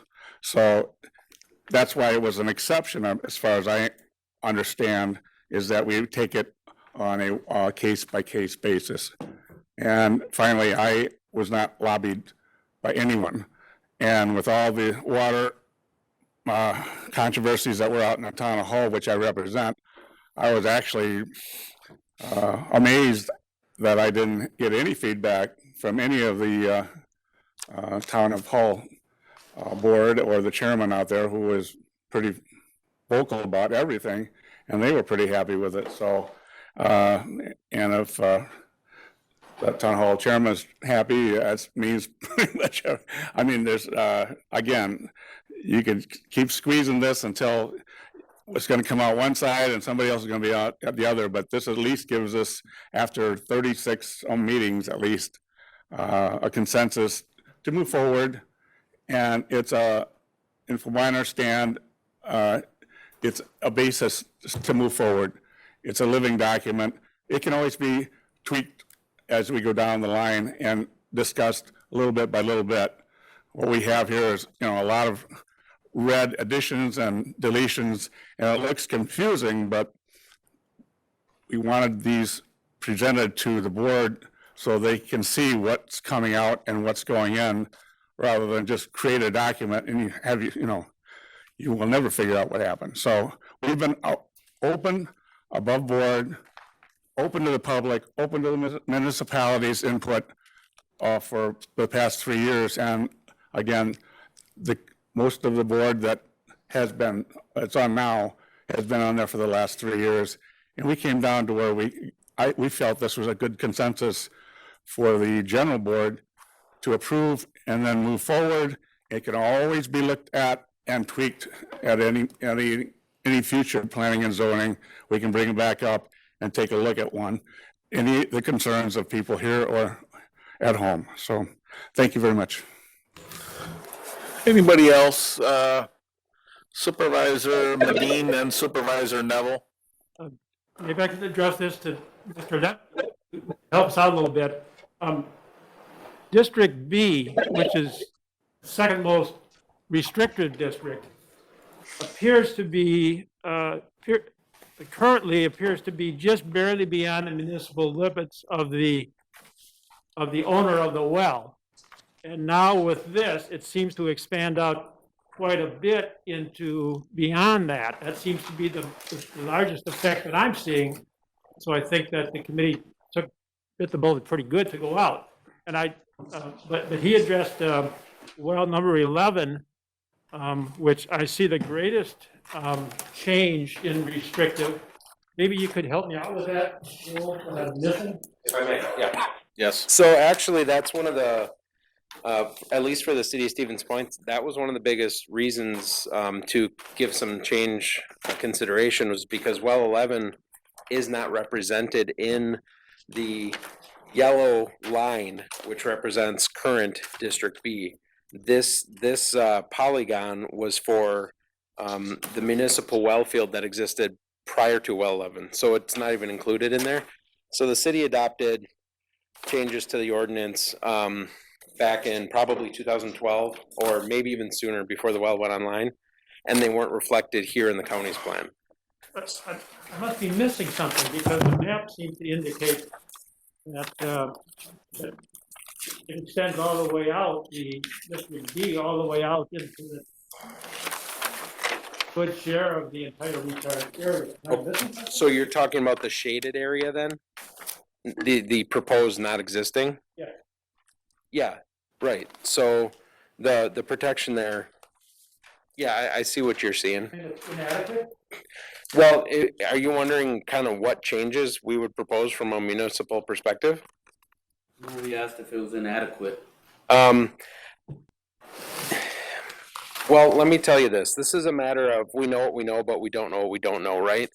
The different approach in this versus the approach in 1993 is the fact that we've come a long way in things like water modeling and predictive analysis and things like that, right? These lines on this page didn't exist almost 30 years ago, and we didn't have as many tools to create them. So that's what I was saying, is that the changes we propose aren't extreme. There aren't a ton in language or anything like that. It's really about these polygons. And if you look at the void, you show that shape, you pointed out that shape going kind of north or easterly of well 11. If you look at the void to the south of that, that right there, entirely municipal land between well 10 and well 11. It's either utility land or airport land, and we've got a concurrent use agreement to use it for either. That land in there is the most likely place for a well in the future, should we ever need one. Now, do I anticipate needing it? No, not in my lifetime. However, these ordinances should be a far-looking thing, right? And if you look at the shape of the polygons that were adopted nearly 30 years ago, they actually did a really good job of providing 30 years worth of protection. They really did. Now, well 11 got really close to the boundary of Zone B of the existing one, and that's why we need to do some modification. But really, by rounding out these polygons, taking the fingers and connecting the tips, that is probably the easiest way to describe really what we'd propose. And to really just drill on it a little more, look at how when those lines come together at well 11, how close they get. Everything comes to a point eventually. If you're off 5-10%, that polygon looks way different as you get out to the end of that yellow shaded area. So when I'm saying we don't know what we don't know, this modeling is the best we have, but what's that going to look like in 10 years, right? And that's why giving us a little latitude and filling in those gaps in those polygons where the white exists between those colored fingers is really the biggest extent of what we're looking for. I just wonder if we might be asking for more than what a wellhead protection ordinance can do. Because there was some discussion about, for instance, Nelsonville, but because they don't have a well, they're not really included in this at all. I presume that we are looking at other broader implications in another ordinance rather than in a wellhead protection ordinance. Maybe we're asking for it to do more than it really can do. I'm not sure. Supervisor Barry Jakowski. Mr. Chair, I think it's important to recognize that this is the most restrictive wellhead protection ordinance in the state of Wisconsin. The committee worked very hard to come to a consensus that worked for the municipalities and the private landowners in the outlying townships. If the city of Stevens Point or the village of Plover has some concerns, I guess we all can understand that. But most all other wellhead protection ordinances in the state of Wisconsin end at the municipal boundaries. We've taken above and beyond that and have stepped outside the municipal boundaries to help the municipalities protect their water. On the second note, one thing I'd like to expand on, they talk about us taking powers away from the administrator. We live in a democracy here in the United States. We've, as a committee, felt that one person should not make decisions for other people. Those types of governments are called either a dictatorship or a kingdom. We do not live in either one of those. We live in a democracy where the governing body, elected officials, should make decisions, not one individual. Thank you. Supervisor Reeser. Thank you, Mr. Chair. I would just like to state that, with due deference to the process, and again, I would echo Supervisor Robbie's comments. I mean, a huge amount of work has been done on this. I'm also very sympathetic to Supervisor Morrow's comments. I would suggest that we are really close on this, and following up on Joe Lemke's comments, I'm asking about, two areas that are of significant concern, but are actually very easy changes that could be made. So again, I would suggest this go back to committee for one more round, maybe a few more tweaks, and try and improve this just a bit more if we could. Thank you.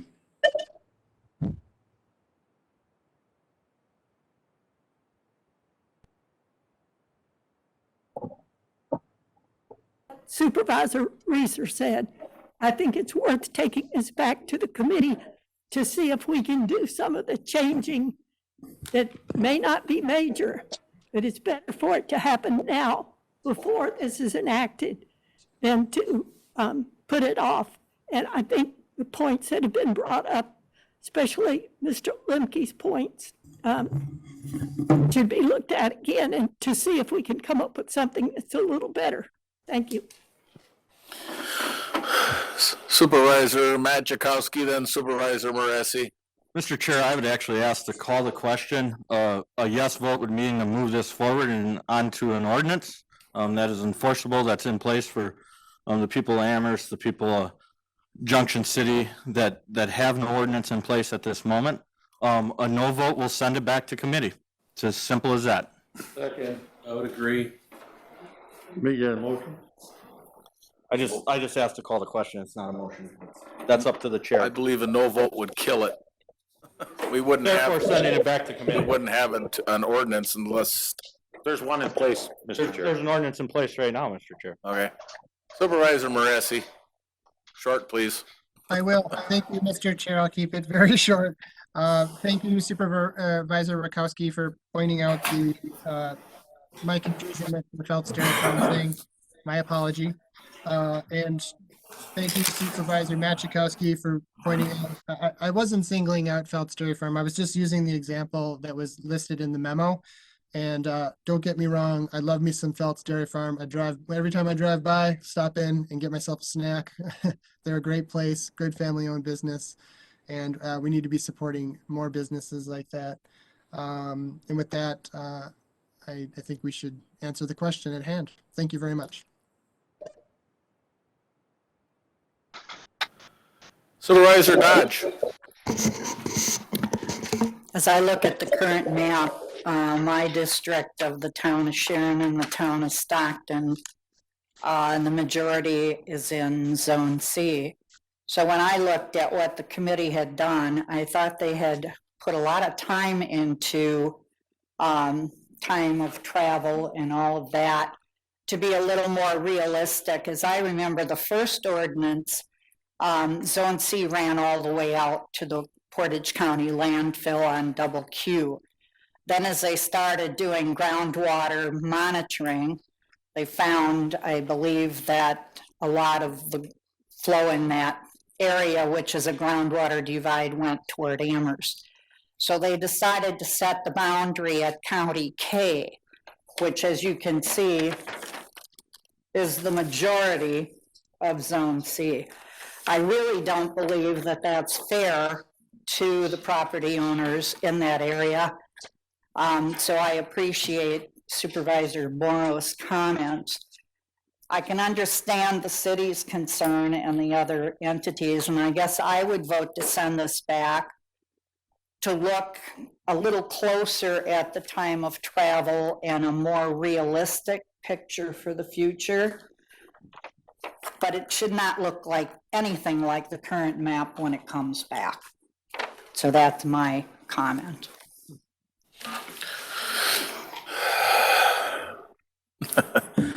Call the question. Supervisor Syke. Yeah, call the question. That will end the debate. Either it passes or it goes back to committee. All right, we have a motion and a second. And we will do a roll call. Are we voting on to send it back to? We are voting on it as it stands before you in its current state. There has been no amendments. We're voting to approve it as it is. Right. This is just a motion to approve it as it sits right now. Chair Haga? Aye. Supervisor Morrow? Aye. Supervisor Ande? No. Supervisor Pataki? Aye. Supervisor Dubek? No. Supervisor Robbie? No. Supervisor Johnson? No. Supervisor Russell?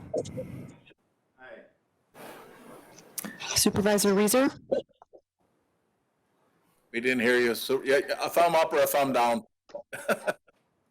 Okay, no, got it. Supervisor Splinter?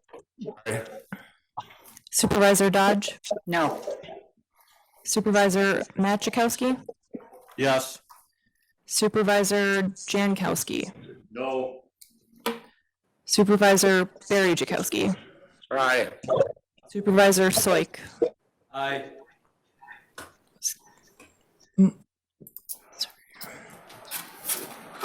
Supervisor Gifford? That's a no. Supervisor Laddick, Aye. Supervisor Neville? No. Supervisor Larry Rakowski, Aye.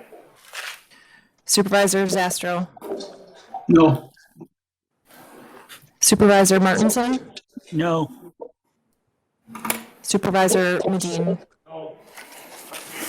Supervisor Maresi, No. and Supervisor Hano. No.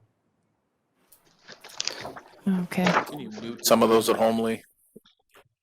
so we have 10 in favor, 14 noes, 1 excused. Motion failed. Motion fails. I'm wondering if it's appropriate to take a motion to send it back to the committee, or if it's just dead. Should have been done before we did. Yep. You can't take another. So, all right, moving on. Number 13, support for achieving base funding goal for county conservation staffing. Resolution number 102, 2020, 2022, submitted by the Land and Water Conservation Committee. This resolution urges the Wisconsin Legislature and Joint Finance Committee to provide base funding to county conservation staff. Motion by Supervisor Gifford, seconded by Supervisor Barry Jakowski. Discussion. Supervisor Maresi. I was No? just making a Okay. motion to approve. Okay. Yeah. Supervisor Gifford. Well, I'm super in favor of this, and I especially hope that the work that Jen McNally does with well monitoring to detect changes in water quality throughout the county, I hope that will continue to, at the base funding or above level, so that that work can continue.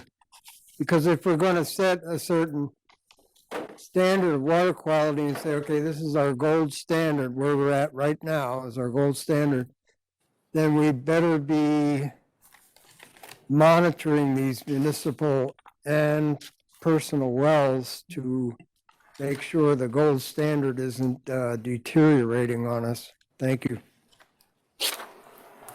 Any other comments?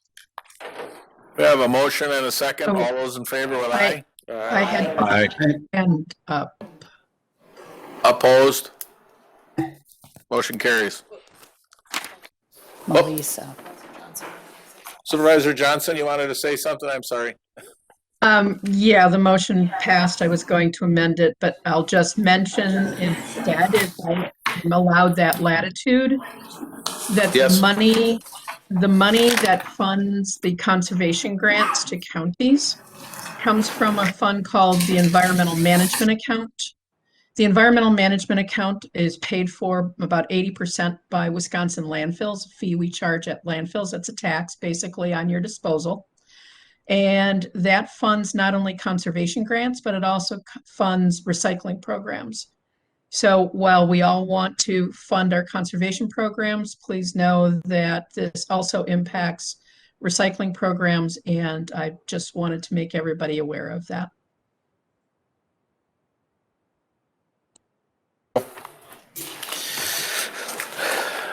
Number 14, authorization to enter into a contract with Healthcare Service Group, Inc. for housekeeping and laundry services under the emergency provision. Resolution number 103, 2020, 2022, submitted by the Healthcare Center Committee. This resolution authorizes a contract for housekeeping and laundry services with Healthcare Services Group Incorporated. Take a motion. Motion Motion by Johnson. Johnson. Here. Motion by Johnson. Seconded by Reeser. Discussion. All those in favor with aye? Aye. Aye. Opposed? Aye.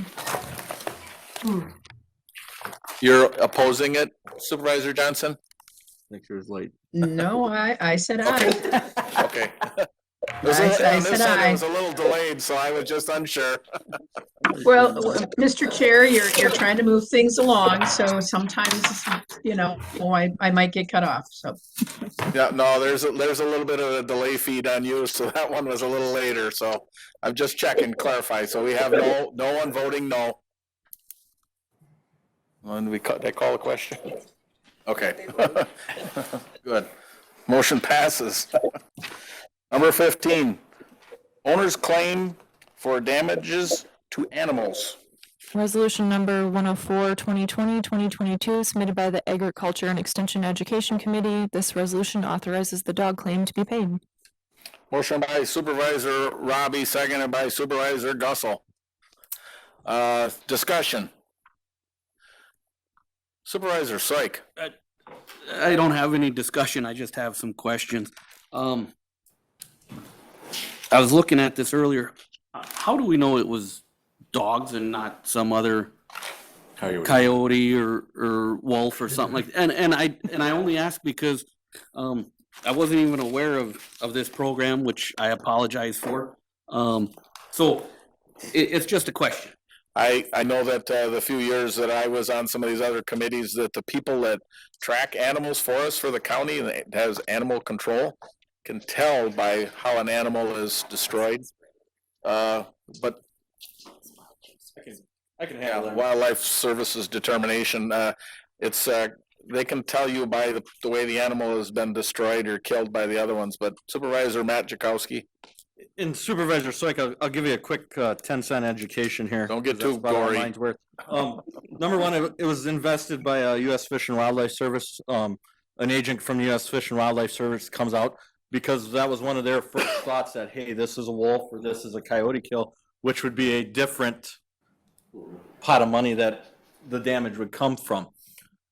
That agent came out and said this is definitely a domesticated style dog. It's not a coyote and it's not a wolf kill.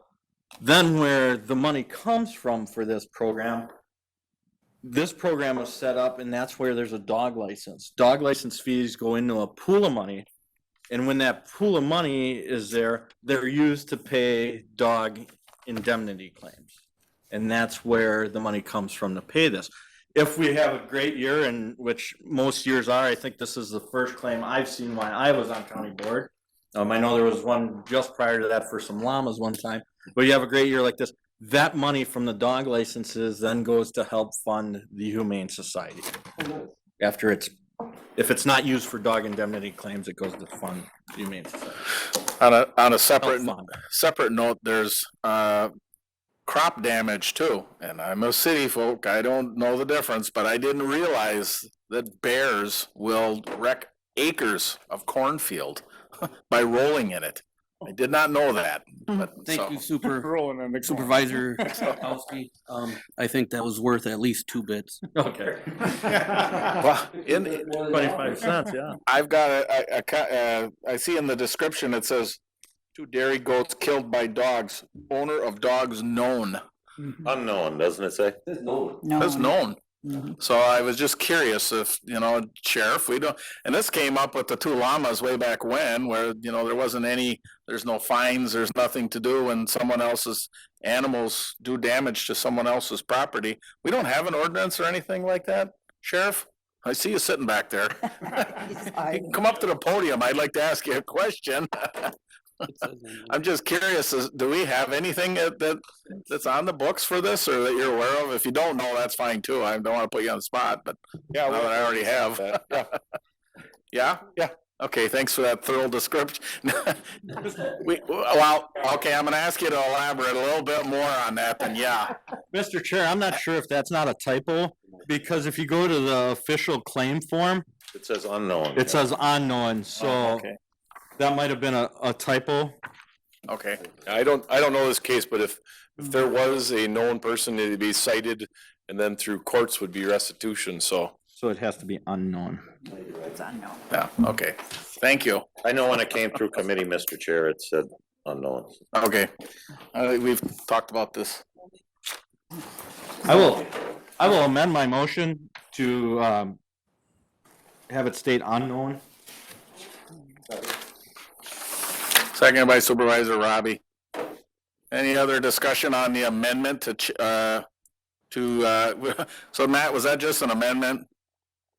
I'll make that as a friendly amendment if whoever seconded it would. Supervisor Robbie amended it or seconded it. Robbie motion, Gussels. Oh, He's also seconding the amendment. So Supervisor Neville, Where is it that it's changed to unknown? In the resolution. on the back of the page, Mildred. In resolution under description is, it says known, if you look at the back of the page, Yeah, the Portage County, Wisconsin dog claim form, right. right under, if you go under Miss Diane Weiler's name, right there it says unknown, it's kind of, Yeah, I see that. So what's the change you're making? on the front page, under description, it says owner of dogs known, and it's supposed to be unknown Okay, on the resolution More page. than two. you got it, Mildred? Yeah, that answered my question. Okay. Yeah, thank you. All right. So on the amendment to change on the front of the page description, owner of dogs known to unknown. We have an amendment and a second. All those in favor with the amendment, say aye. Aye. No? No. Somebody say no. Oh, okay. That was my echo, I'm sorry. Okay. The amendment, all in favor of the amendment, say aye. We did that already, okay. Back to the resolution. Back to the resolution, it's amended. This is one of the easiest ones too. My gosh. So if there's no other discussion as amended, all those in favor with aye. Aye. Opposed? Motion carries. Moving on.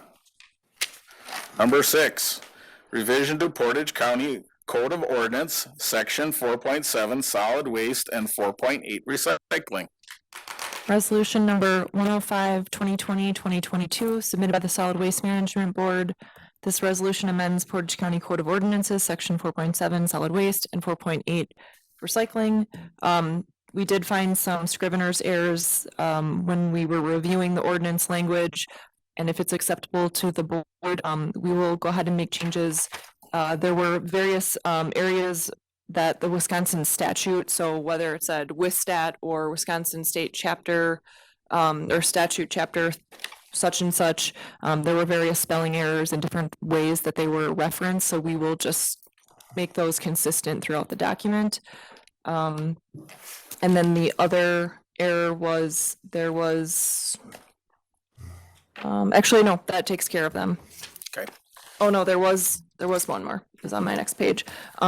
Page 3, paragraph 6, the 4th line, there should be a comma added between roots and shrubs, which was in the, or is in the current ordinance. So that just needs to be added back in. I'm glad we have that Scrivener ordinance in there, so. Sorry, and there was one other thing. The date on the resolution is dated April 13th. It should be changed to April 20th. Okay, That's all I have. I'll take a motion. Motion by Supervisor Moresi, seconded by Supervisor Zastro. Discussion. Supervisor Jankowski. Reading this, it talks about trailers entering the transfer facility. What happens to the vehicles that leave the transfer facility with the garbage on them? If anybody's been on Highway 54, I spent last Saturday with 10 other guys. We spent 4.5 hours, picked up 57 bags of trash, and it appeared most of it came off of trucks leaving the transfer station. Amanda.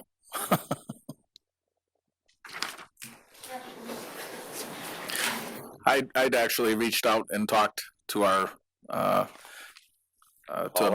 to Amanda earlier about this in the week, because I'd actually gotten 2 or 3 comments, complaints, calls along the way. And it was some of the descriptions and things that we talked about, maybe you could share with the rest of the folks as well. Sure thing. So when trash leaves our transfer facility, it goes in a semi-trailer that is covered, and when the cover goes on, it wraps underneath a lip on the edge of the trailer. So I'm not saying that trash doesn't come out of our semi-truck trailers, but it's very unlikely. When I see semi-truck trailers 2 to 3 times a day, because I go that stretch home and to work, I've never seen trash come out. But once again, it doesn't mean that it doesn't sneak out.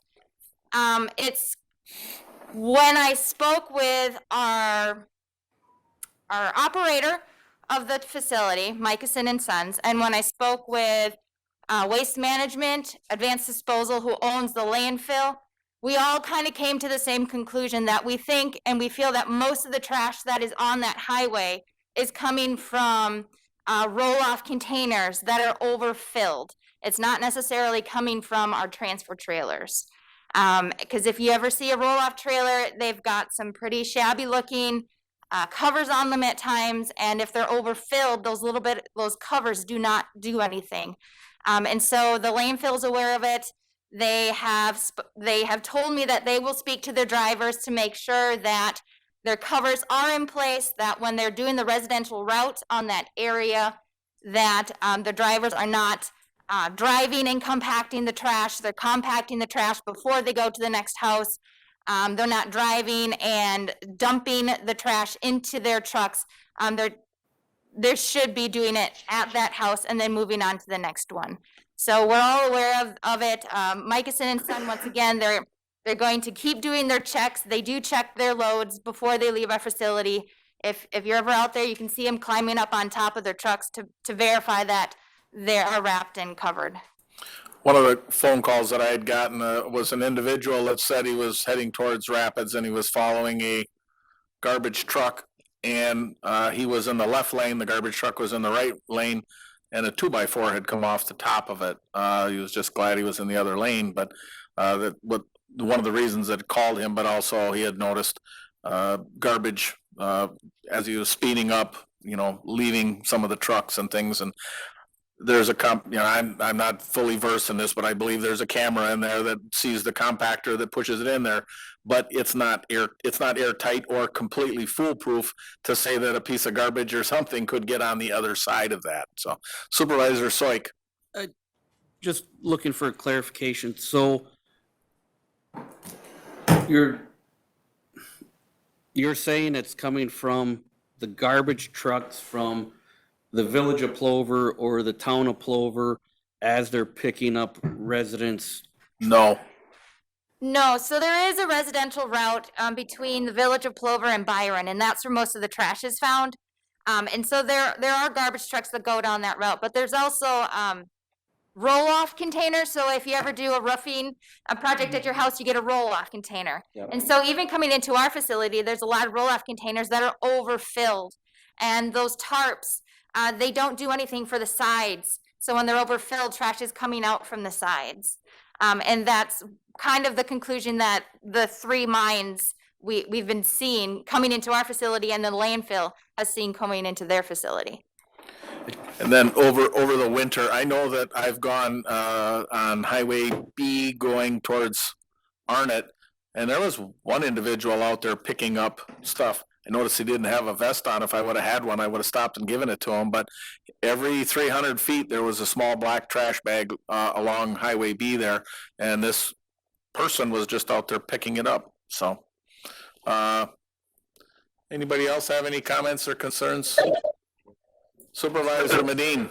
So I want to make sure that it is consensus that it is not the contractor that we have, like I said, to take from our transfer station to a landfill with leaving material on the road. Is that clear to everyone or to me? Not our contractor. Right. From my experience, we got the cleanest contractor for removing the waste from our transfer station to the landfill. And let's just say not the majority, because something may come off their truck. Yeah, it's the cleanest one we've had. And I believe that you had stated that the tarps on the side actually are roll under they're sealed all the way around it, all four sides on that tarp on those trucks when they leave. So we want to make sure that blame is squarely placed on the ones that needs to be, and it's not our doing, and it's nothing that we, to some point, have control over, but we are aware of it, and everybody is aware of it, and hopefully we do better. You get this spring thaw too, and there always seems to be a lot of junk that's under the snow that's accumulated after the last 4 or 6 months. So Supervisor Barry Jakowski, then Supervisor Moresi.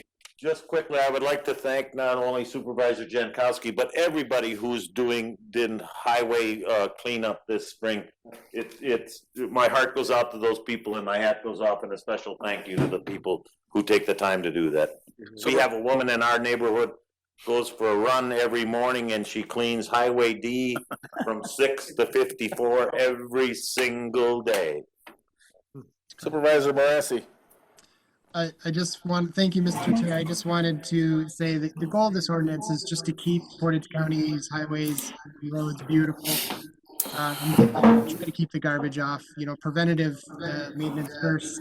And echoing Supervisor Jankowski's sentiments, I wanted to thank Supervisor Jankowski as well. I think it's quite remarkable. You had 57 bags of trash along that stretch.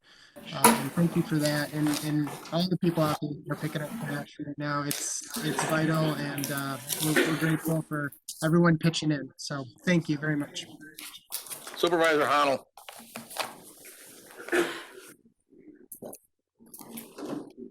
Did you have something, Joan? No, I did not. Okay. Thank you.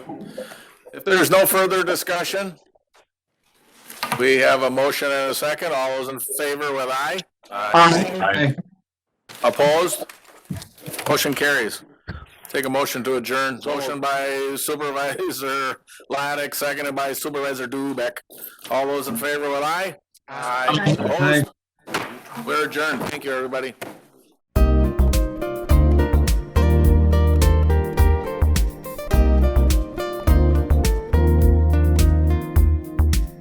A video of this meeting is available for viewing on the city's website, stevenspoint.com/videos.